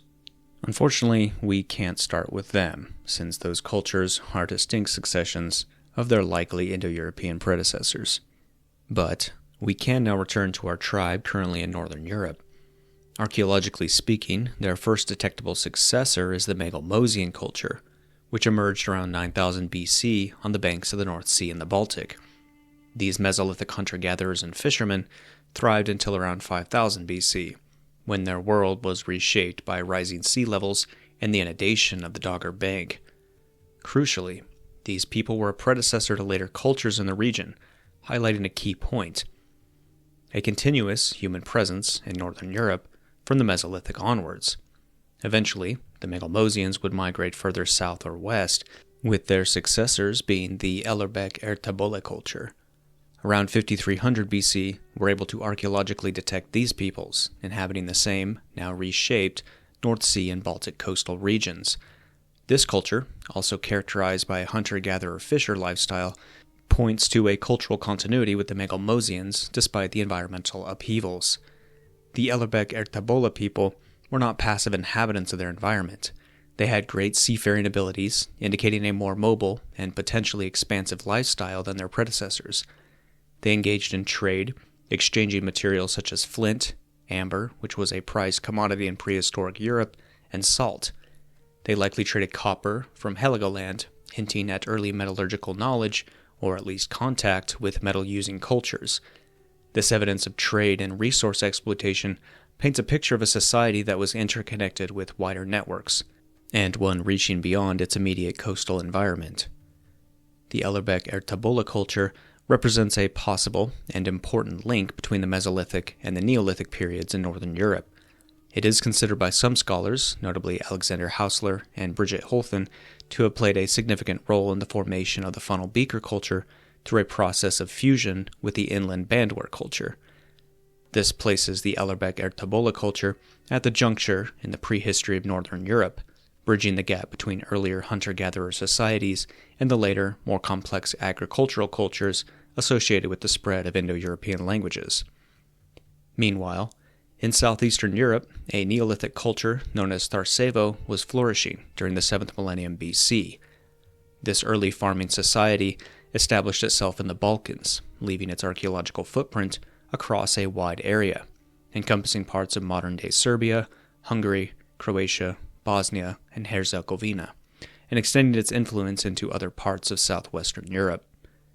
Archaeological investigations reveal evidence of Starcevo settlements characterized by pit houses and distinctive painted pottery, often featuring geometric designs. The presence of domesticated plants and animals within these settlements attests to their agricultural practices, marking a significant shift from the preceding Mesolithic hunter-gatherer lifeways. The Starcevo culture was also not isolated. Rather, it maintained contacts with Anatolia and the Near East, as evidenced by shared material culture traits and potentially the exchange of ideas and technologies. These connections showcase the interconnectedness of early Neolithic societies and the flow of cultural influences across considerable distances. This culture is of particular significance because it is considered a precursor to, and likely a contributing factor in the formation of the bandware culture. The bandware culture, which arose in the 6th millennium BC along the Middle Danube, in an area within the sphere of the Starcevo influence. The relationship between the two cultures is evident in certain shared ceramic styles and settlement patterns, suggesting a degree of continuity in cultural transmission. From this heartland, the bandware culture spread with remarkable rapidity across vast swaths of Central Europe. Its influence extended from the Paris Basin in the west to the Dnieper River in the east, and from the northern European plain in the north to the Danube River in the south. This expansion is clearly demarcated in the archaeological record by the culture's distinctive material signature, pottery adorned with linear incisions, often forming intricate patterns of bands, spirals, and chevrons. These decorations, which give the culture its name, are found consistently across its vast territory, indicating a shared cultural identity and a high degree of interconnectedness amongst its various settlements. These settlements typically consisted of longhouses, timber-framed structures that housed extended families and their livestock, reflecting a sedentary agricultural lifestyle based on the cultivation of crops like wheat, barley, and legumes, as well as the raising of domesticated animals such as cattle, sheep, and pigs. The bandware culture was also not a monolithic entity. Within its broad geographical expanse, regional variations emerged, reflecting local adaptations and interactions with pre-existing populations. The Rosen culture in central Germany and the Lengel culture in southern Poland, Moravia, Slovakia, and parts of Austria and Hungary are examples of these regional expressions. These cultures, while sharing core bandware traits, developed their own unique pottery, styles, settlement patterns, and burial practices. Crucially, these bandware peoples had the capacity to evolve and diversify as it encountered new environments and populations. Bandware culture is also likely a key ancestor to later Northern European cultures, particularly the funnel beaker culture. It's likely the funnel beaker culture arose in part from a fusion of the bandware culture with the indigenous Ellerbeck et Tavola culture of the North Sea and Baltic coasts, or were continuations of the Michaelsburg culture from northern France. Emerging around 4400 BC, the funnel beaker culture became a dominant presence across a vast area, from Belgium and the Netherlands to Poland and Ukraine.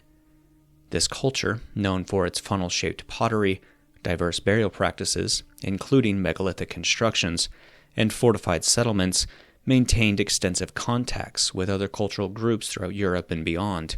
Its wide geographical extent and interactions make it a strong candidate for association with the Old European, Proto-Indo-European toponyms and river names, and some scholars even consider it a potential representative of the Proto-Indo-European community itself. As the funnel beaker culture enjoys its period of prominence across vast swaths of Europe, a new cultural phenomenon emerges on the North European plain around 3500 BC, the globular amphora culture, likely a local evolution arising from an Eastern group within the funnel beaker cultural complex. This period can be seen as transitional, bridging the gap between the mature Neolithic, represented by the funnel beaker culture, and the subsequent late Neolithic Chalcolithic period, which witnesses the rise of the cordedware culture. The globular amphora culture is characterized, as its name suggests, by its distinctive pottery. Vessels with globular bodies, and often decorated with cord impressions or incised lines, are a hallmark of this culture, distinguishable from the funnel-shaped beakers of the preceding era. These globular amphorae, possibly used for storage or transport of liquids or other valuable commodities, are found across a territory that stretches from Denmark in the west through northern Germany and Poland to Lithuania in the east. The eastward expansion of the globular amphora culture along the Baltic coast is almost certainly connected to the amber trade.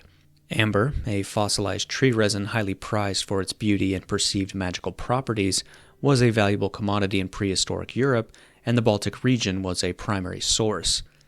The distribution of globular amphora settlements suggests that the people of this culture were actively involved in the procurement and exchange of amber, likely acting as intermediaries in trade networks that extended far beyond their immediate territory.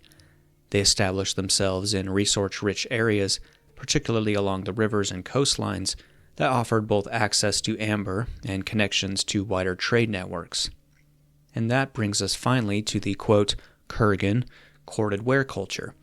However, it should be noted that the transition from globular amphora to corded ware is evident in the archaeological record, with a gradual shift in pottery styles, burial practices, and settlement patterns.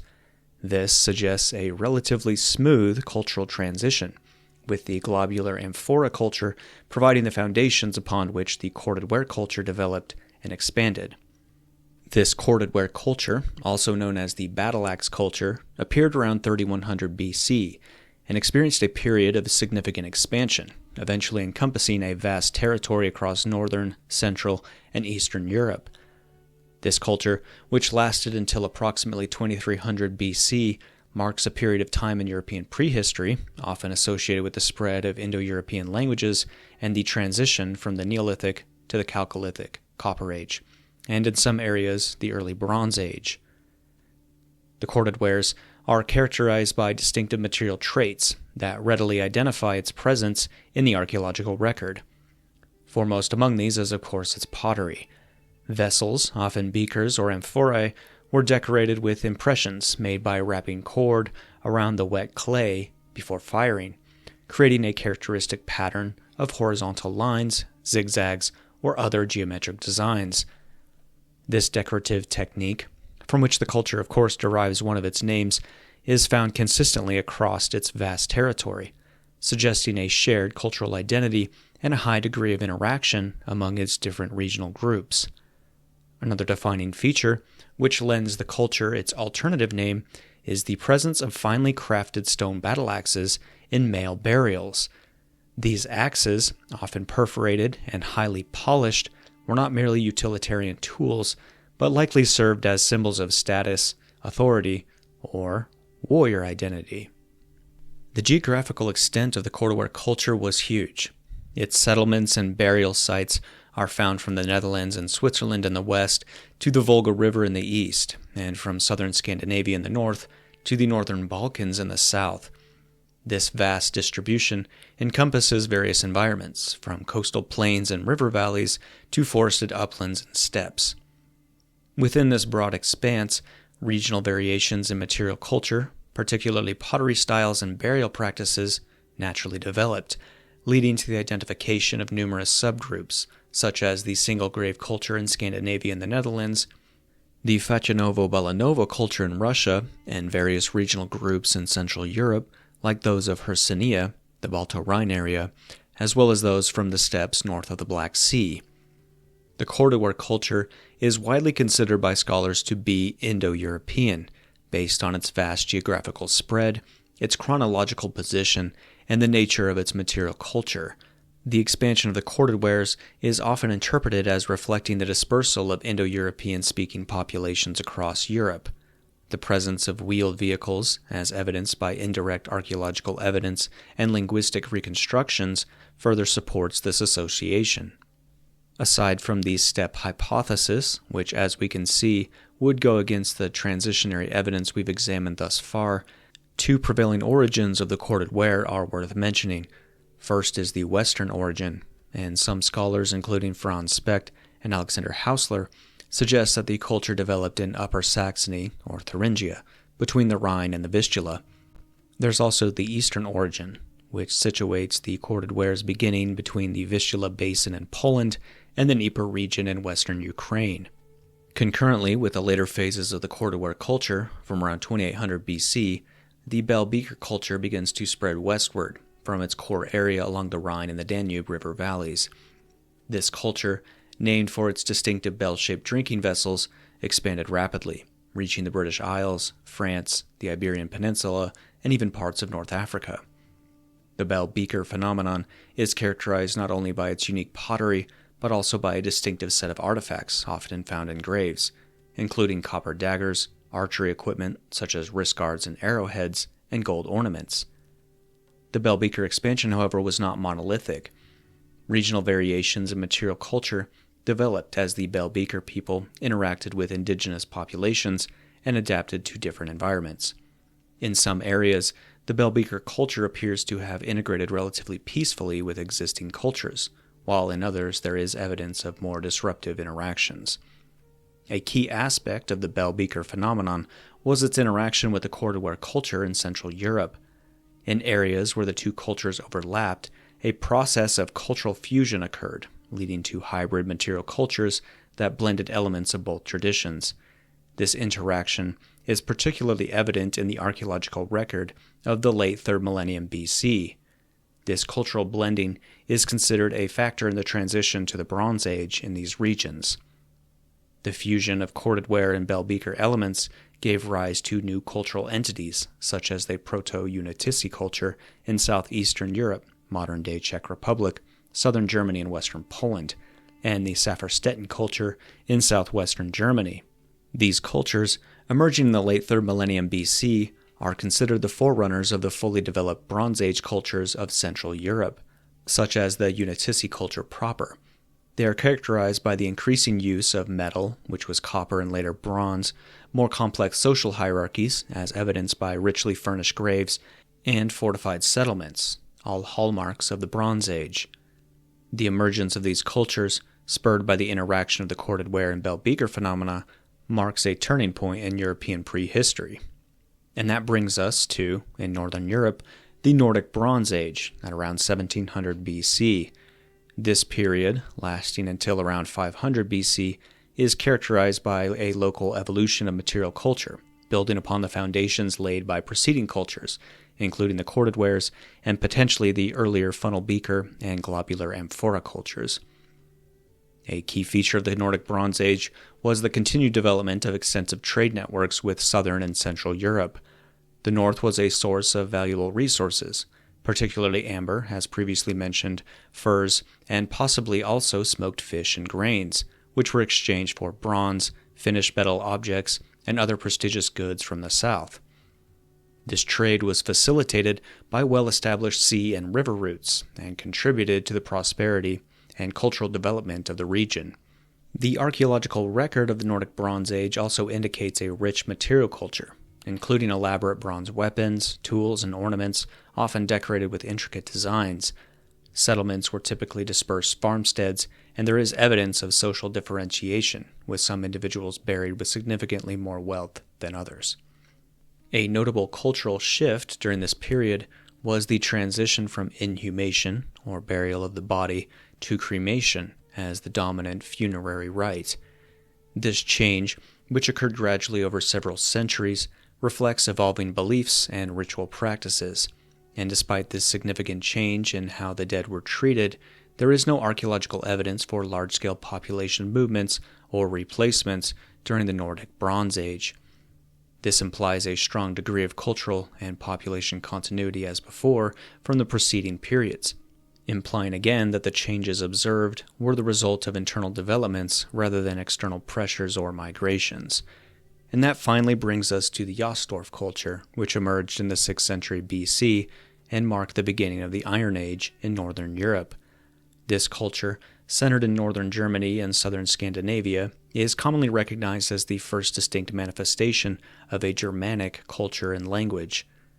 The Jastorf culture's emergence is seen as the culmination of a long, gradual process of cultural and linguistic development in the region, a process that can be traced back at least to the Neolithic period through the cordware culture, the Nordic Bronze Age, and potentially even earlier cultures like the funnel beaker and globular amphora. The Jastorf culture is known by its distinctive material culture, including iron weapons, tools, and ornaments, as well as a, of course, particular style of pottery. The adoption of iron metallurgy, likely learned from context with the Hallstatt and Latinic cultures of Central Europe, which are associated with the Celts, had a profound impact on Jastorf society, allowing for greater technological independence and potentially contributing to population growth and expansion. The Jastorf culture grew significantly during the Iron Age, eventually encompassing a large part of northern Germany and influencing neighboring regions. This expansion is often associated with the migrations of Germanic tribes described by later Roman authors. The linguistic and cultural developments within the Jastorf sphere are believed to have given rise to the Proto-Germanic language, the ancestor of all later Germanic languages, including English, German, Dutch, and the Scandinavian languages. And that was pretty easy to follow, wasn't it? We saw a smooth transition from stone to iron without the need for external invasions. And now would probably be a good time to introduce the renowned scholar Leo Klein. You probably haven't heard of him, as I hadn't until I began research for this video. Regardless, if you've taken courses in archaeology, you've probably felt his impact. Klein understood better than, a lot of people who have ever been in the field of archaeology, that archaeology cannot be seen as a tertiary arm of history. Archaeology must only concern itself with the when, the where, and the how of archaeological findings, and then pass off the findings to historians to interpret the results. Why? Because Klein understood that archaeologists without such a buffer can easily become arms of political ideations and influences who want to take archaeological findings and make them fit whatever narrative is seeking support. He spent 18 months in a Russian prison for speaking against such political appropriation in his field, which is why when he sees the obvious ideological influence on various archaeological theories as put forward by Gimbutas as a feminist variation of pan-German idealism, he's willing to call out such incompetence. And now we can take a look at the 2015, revised in 2018 study that supposedly proved the Yamnaya/Kurgan expansion that brought Indo-Europeanism to the Indo-Europeans. As stated previously, the steppe hypothesis, the contemporary Kurgan hypothesis, in the modern-day form, suggests that the Yamnaya culture, flourishing in the Pontic-Caspian steppe during the early Bronze Age, migrated en masse into Central and Northern Europe. This migration, it is argued, led to the formation of the Cordovere cultures, thereby disseminating Indo-European languages across the continent. And the cornerstone of this hypothesis lies in the observed genetic similarities between individuals associated with the Yamnaya and Cordovere. However, this interpretation of genetic data is, of course, completely at odds with linguistic, archaeological, and anthropological evidence. Here is an excerpt, and there will be more from Leo Klein's study critiquing these genetic studies. Quote, "The steppe hypothesis grew in a confrontation with the hypothesis of the northern origins of Indo-Europeans, especially as elaborated by the German researchers, the linguist H. Hirt, and the archaeologist G. Kosina. Already in the 1930s, Kosina's defiant pupil, Ernest Wallé, in Heidelberg, rebelled against Kosina's ideas and contested the hypothesis of aggressive eastern raids by Indo-Germans. He saw the source of migration in the east. Thereupon, Gordon Childe from Oxford, who initially followed Kosina, began also to search for Indo-Europeans in the steppes. After World War II, a Lithuanian immigrant, Maria Gimbutas, trained at Heidelberg University and had developed her Kurgan hypothesis, in which she amalgamated a range of steppe cultures of Eastern Europe into the so-called Kurgan culture, the culture of barrows. According to her, these migrants brought the practice of barrow burials, barrow burials to Europe, and swept away the matriarchal culture of old Europe. The idea of amalgamation as proposed by Gimbutas has been dismissed, but her overall idea is still seen as viable. Mallory has developed it further, but without feminist undertones, and the idea of amalgamation of cultures, he argued that the Yamnaya culture, the pit grave culture, is ancestral to only the eastern part of the Indo-Europeans, the rest being derived from the steppe. Against this background, Christensen built a new version of the old construction, the migration of Indo-European ancestors from the steppe, in particular in the forms of the migration of the Yamnayas.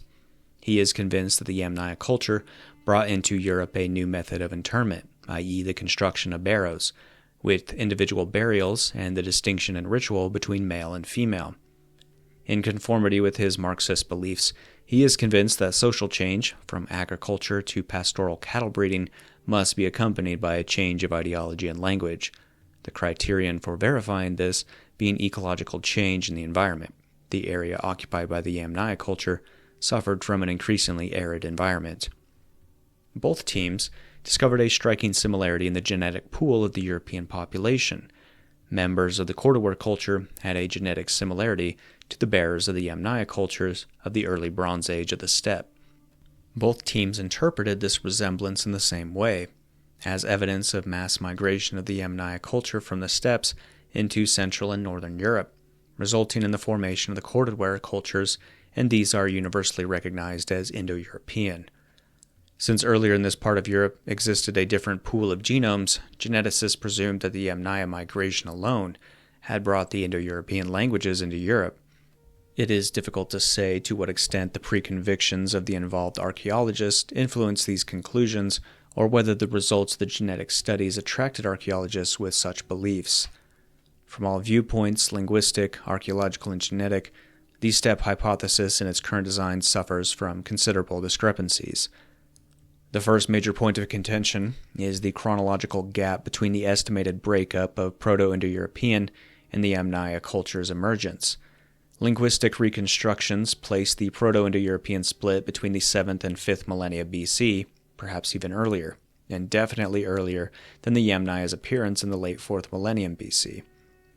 This temporal disparity raises questions about how the Yamnaya could be the source of languages that had already diversified millennia prior. That's at least a 2,000-year gap. Next, the Yamnaya and corded-ware cultures, while linked geographically, display distinct cultural traits. Their burial practices, pottery styles, and material culture differ significantly. Yamnaya burials typically involve primary interments in barrows with flexed knees and red ochre, while corded-ware burials exhibit more variation, including gender-specific practices. The Yamnaya pottery is simple and handleless, contrasting sharply with the corded-ware's amphorae and beakers, often featuring handles. These cultural differences, as highlighted by Klein, make a direct Yamnaya corded-ware lineage less convincing. Additionally, radiocarbon dating indicates that the Yamnaya and corded-ware cultures were largely contemporaneous, emerging around the turn of the 3rd millennium BC. This simultaneous existence challenges the notion of a Yamnaya migration giving rise to the corded-ware. If they coexisted, one cannot be the direct ancestor of the other. And linguistically, the reconstructed Proto-Indo-European vocabulary, often cited in support of the steppe hypothesis, doesn't actually reflect the Yamnaya's pastoral lifestyle. Some linguists indicate that this vocabulary may have originally related to hunting and gathering, not the agricultural and pastoral terms expected from a steppe culture. Furthermore, clear linguistic links between the Yamnaya language and various European languages are still debated. That said, it has long been known, as mentioned previously, that there are some connections between the Yamnaya language and the Aryan, Indo-Iranian languages, and Russian scholars have long believed it is their ancestor. And, of course, while initial genetic studies seem to favor the steppe hypothesis, the devil is always in the details. Haplogroup analysis shows differences in maternal and paternal lineages between Yamnaya and corded-ware populations.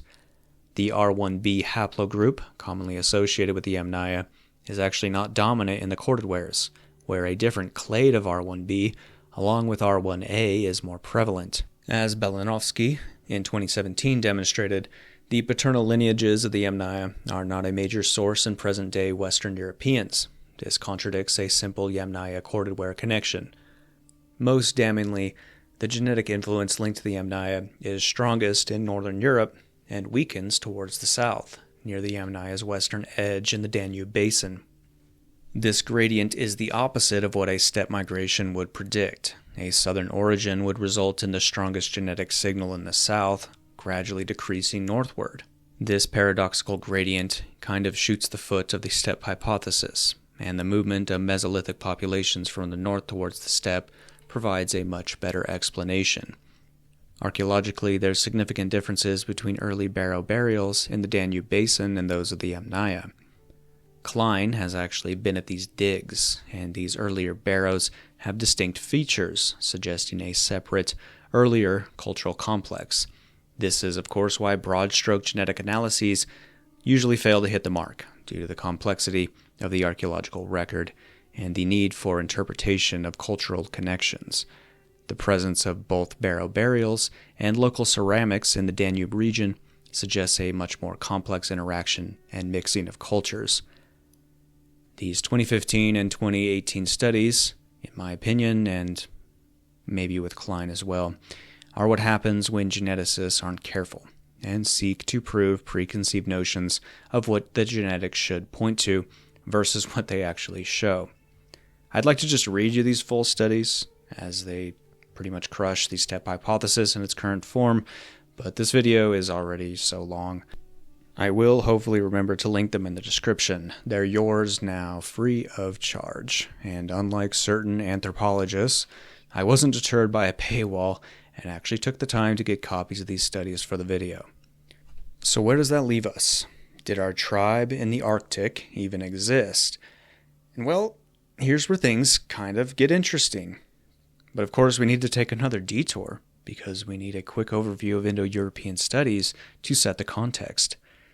At the end of the 16th century, leading intellectuals such as Gottfried Wilhelm Leibniz and Filippo Sassetti had already started noticing the connections between major Indo-European languages. However, it wasn't until the early 19th century that these ideas were formally developed. Many consider a speech by Sir William Jones on February 2, 1786, as the starting point for Indo-European studies. Jones, who served as Chief Justice for the British East India Company in Mumbai, India, had learned several languages, including Latin, Greek, Welsh, Gothic, and Sanskrit. He realized these languages likely came from a shared source, and in his speech, he highlighted how Sanskrit was not only highly structured and sophisticated, but also closely related to Greek and Latin in grammar and vocabulary. He suggested that these similarities, along with links to Gothic, Celtic, and even Old Persian, pointed to a single common origin that might no longer exist. Now, as leading intellectuals such as Jones and Voltaire wanted to get away from biblicism, at least superficially, the European man needed a homeland that wasn't from the Middle East and the Garden of Eden.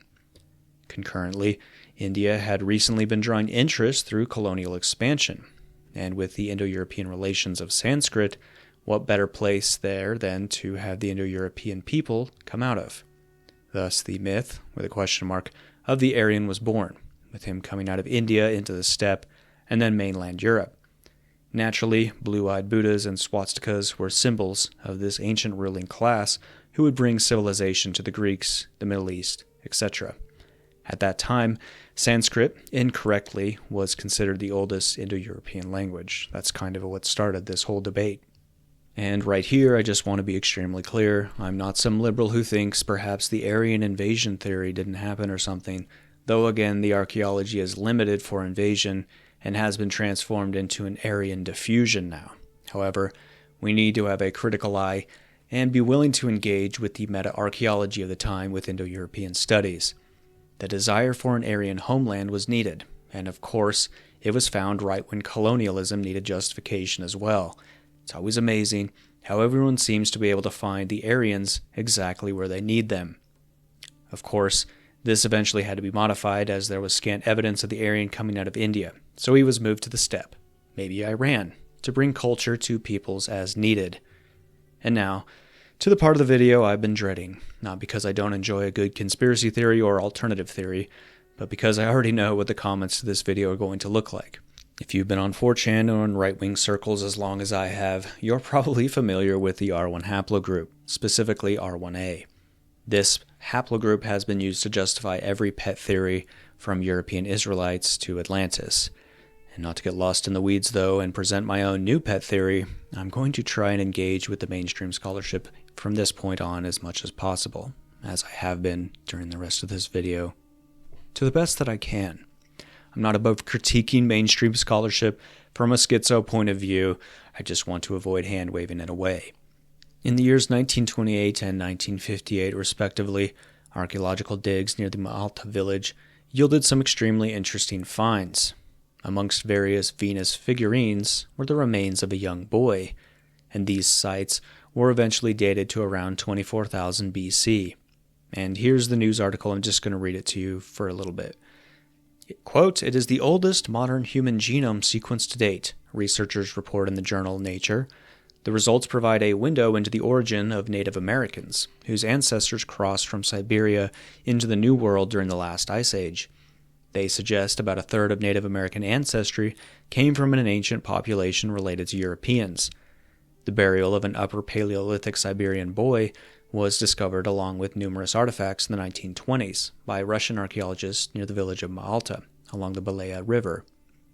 With these remains of a young kid were all sorts of cultural items, one of which was a Venus figurine. Lead researcher Eske Villerslev from the University of Copenhagen told the Nature podcast.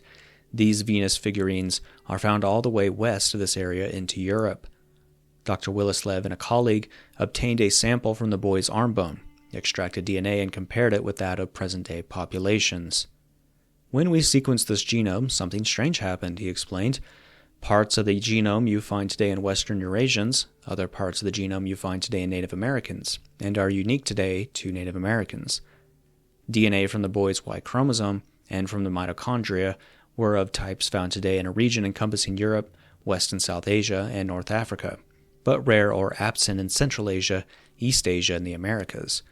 The researchers estimate that 14 to 38% of the ancestry of Native Americans traces to a population like the one living at Malta 24,000 years ago.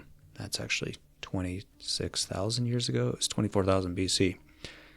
But the most puzzling part of this finding was that the boy showed no clear affinities with East Asian populations such as the Chinese, Koreans, or Japanese. Today's Native Americans are most closely related to East Asians, so the scientists had to work out how the Malta boy could be related to indigenous Americans, but not to East Asians.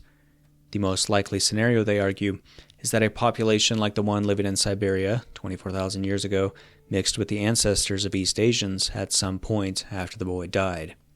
And of course, now, why are we talking about this boy? Because he's carrying haplogroup M1A, which is a basal form of R1. The MA1 genome links R1 to the ancient North Eurasians, ANE, a population that contributed to both modern Europeans and indigenous Americans. Ancient North Eurasians occupied the Mammoth Steppe biome that spanned from Eastern Europe to Siberia, and genetic analysis shows that the ANE ancestry is present in modern Europeans, Central Asians, South Asians, and Native Americans. This, of course, suggests that the early R1 carriers were adapted to cold environments and played a role in post-glacial human expansion. That's right, certain tribes in North America were R1 carriers and may have been part of the first Beringian migration around 15,000 years ago, or whenever that happened. Thus, R1 was likely present in Beringia and adjacent Siberian populations before the peopling of the Americas. And in terms of Europe, these ANEs likely migrated south and west from 20,000 BC onwards. It should be noted that some adhere to the opposite direction, with ANEs moving east out of Europe into Siberia, dodging glaciers and hunting. This is an ongoing debate in scholarship where it kind of has the proto peoples of Europe coming out of Africa and then going east. Before the glaciers, maybe, whatever. It's being debated. Regardless, around 12,000 BC, these R1 carriers likely mixed with Eastern hunter-gatherers around 12,000 BC in northeastern Europe, and the R1A carriers expanded southward into perhaps Iran and India and the Middle East. Some would remain where they were in northeastern Europe or continue moving west, helping give rise to various megalithic cultures discussed earlier. Some of the descendants of the ANE would eventually become the carriers of R1b and expand into southwestern Europe. All of this likely occurred during the Paleolithic and Neolithic eras. And scholarship, in my opinion, if they moved past the invasion and Anatolian theories, would see this evidence kind of staring them right in the face. But unfortunately, some Nazis almost 100 years ago proposed a Northern European homeland for all Indo-Europeans, and we can't have that. And that transitioned us back to the Proto-Indo-Europeans. These ANEs likely spoke a proposed Eurasiatic branch of language, for lack of a better term. As they mixed with various other hunter-gatherer groups such as the EHG and the WHG, the Indo-European and Uralic pre-proto forms came to be. Eventually, these languages would turn into these branches of Indo-European, Uralic, and Altaic, and then those would go on to give rise to like Pre-Proto-German, Celtic, and Italic, etc. Big question now, did Proto-Indo-European exist? In my opinion, as some monolithic entity, kind of as proposed in the 19th century, probably not. There was probably a lot more variation that far back. However, there are, certain roots that are related and do point to some kind of unified, at least language group. But we need to remember that Proto-Indo-European is a bit of a construct from a simpler time before the explosion of archaeology, anthropology, and genetic studies of the past 2 centuries. And if the Proto-Indo-Europeans and its people, and I'm now kind of using that term loosely, did exist, in my opinion, they likely resided in northeastern Europe. The geographic area is small enough to allow for a unified language group to exist. And now we just need to tie up some loose ends. Did the Indo-Europeans expand down into India and across the steppe, moving west and south as technology, progressed? In my opinion, yes. Again, though, this theory is, of course, completely avoided, as some Germans from over a century ago supported some variation of this theory. And that, of course, means that I want to have some nuance here. The A&E people that inhabited the steppe in northern Europe mixed with eastern hunter-gatherers and likely migrated down, mixing with other groups. However, it shouldn't be ruled out that migrations may have also come out of Europe and down into the steppe in those areas. There is also another theory of R1A carriers moving out of Southeast Asia, mixing with steppe migrants as well, and then moving down into India. But what about R1B?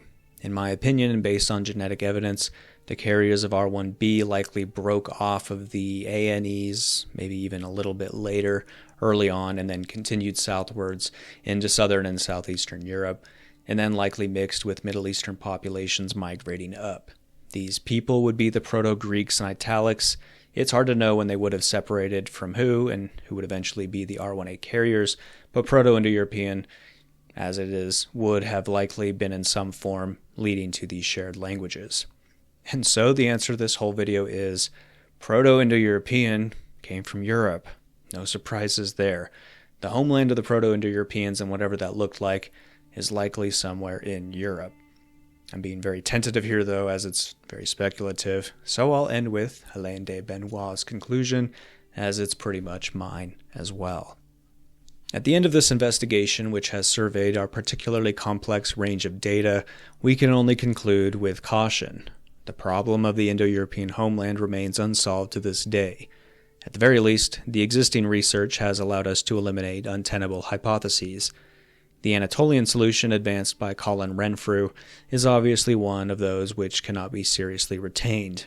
That of Maria Gimbutas is more coherent, for there can be no doubt that the steppe cultures of the Yamnaya type, despite the chronology and scale attributed to them, played a role in the Indo-European expansion. However, it is less convincing for explaining the Indo-Europeanization of Central and Northern Europe and the formation of the Northwest group. The thesis of a final common habitat, from which both the funnel beaker culture and the steppe culture of the Yamnaya type would proceed, appears the most likely to be true. The double Pontic Nordic source results from an initial separation of the Northwest and Southeast group during the 5th millennium, that is, at the beginning of Stage 2 of Proto-Indo-European. The Anatolian branch had been the first to separate from the common trunk. The Tocharian branch, and we didn't really get into this, and I would have loved to, but this video is already too long, would represent an earlier scission from the Northwest group. The funnel beaker culture, continued by the globular amphora and corduware cultures, would result in the Germanic, Celtic, and Italic proto-languages. From the Kurgan culture, the Indo-Iranian, Mycenaean Greek, and Armenian cultures would arise. Concerning the last common habitat, which should be pushed back at least to the Mesolithic, there is much evidence to situate it in the Baltic sector, which is the only place where the Indo-Europeans appear truly indigenous. The inquiry into river names, conducted by Hans Krehe, and I wish we could have gone into this, but essentially what it is the river names of the Baltic are Proto-Indo-European and point to a Proto-Indo-European presence at least to 5000 BC, but, again, this video is already too long. As does the fact that the Baltic languages seem to contain practically no pre-Indo-European substratum. The Baltic and Slavic proto-languages would have developed directly from those of the common habitat, and in likely relation with those of the Northwest. This solution is close to that sustained by Alexander Hausler and Lothar Killian, but is distinguished by the fact that it does not identify the homeland with the vast Indo-Europeanized zone which they postulate in Central and Eastern Europe, the Baltic countries, and the Caspian. They give a certain coherence to the hypothesis of a primordial circumpolar habitat situated north of the Baltic countries in the period of the last glaciation, and the depigmentation produced during this epoch would also explain the presence of the blonde type among the Indo-Europeans. It is not irreconcilable, therefore, with a more distant common linguistic stem from which both the Proto-Indo-European languages and the Finno-Ugric languages would be derived. Congratulations, you made it to the end of the video, and here's just a little bit of an unscripted postscript that I kind of want to go through. I would have loved to have gone more into the linguistic side. Alaine DeBenoist kind of really shows how the Proto-Indo-European lexicon really dates back further than a lot of people believe. And I also just kind of wanted to show more of the genetic stuff because that's what is kind of more interesting right now. Because I do think that linguistics kind of needs to be updated. And unfortunately, linguistics, as Alinei kind of points to, has not really moved with Darwinism. It's kind of stuck. And I think the Proto-Indo-European debate is very interesting, and I am interested, and I would have loved to have shown those kind of common roots, especially with like Tocharian and Hittite. So if you're interested in that, I know I promised a George von Liebenfels video. Unfortunately, I don't know if I'm ever going to make that second follow-up video because the more I got into his stuff, it's just incoherent, unfortunately, to me. I mean, some people might like it, but, you know, his whole idea of like trying to mend Catholicism with Nazi racialism and sort of pagan ideals is just kind of, I feel like it kind of falls out of the gate, and it's not really anything all that interesting and kind of incoherent. But for reals this time, if you want me to go more into the linguistics, because I love doing that and I love talking about that kind of stuff, let me know in the comments. I'd like to do that. If there's any nerds out there who want to kind of go into languages and stuff like that, I'd love to do this. Anyway, I hope you liked the video. This video has taken a long time. It's been multiple script rewrites. Initially, I was just going to record myself reading all of Alaine DeBenoist's book on the Indo-European homeland, but as I was reading that, I realized that it's just not possible to make a documentary out of that book because it's just too technical, and it's very, very, it kind of precludes the person watching the video having a kind of large knowledge beforehand, and I just wanted to make something a little more accessible. So if you want to follow a video to Proto-Indo-Europeans and the languages, we can also go more into the genetics as well. I just kind of wanted to put this one out there, maybe see if there's some interest in it, because I find this stuff interesting. So anyways, I hope you enjoyed the video. Hope you don't think I'm crazy for the weird wackiness of my theories, which are not that weird, but at least I didn't bring up aliens, right? At least I didn't, or I didn't try to tie in Abraham, right? Don't you know the Aryans come from the line of whatever, because in the Bible it said this? Don't you know that? Come on, dude. The Aryans are obviously they're the true Israelites. If you just believe, man, they are the true Israelites, okay? Jesus was white. Everyone knows it. Just believe, man. I'm just kidding. Anyway, hope you liked the video. Let me know what you think in the comments. Yeah, have a good one. God bless.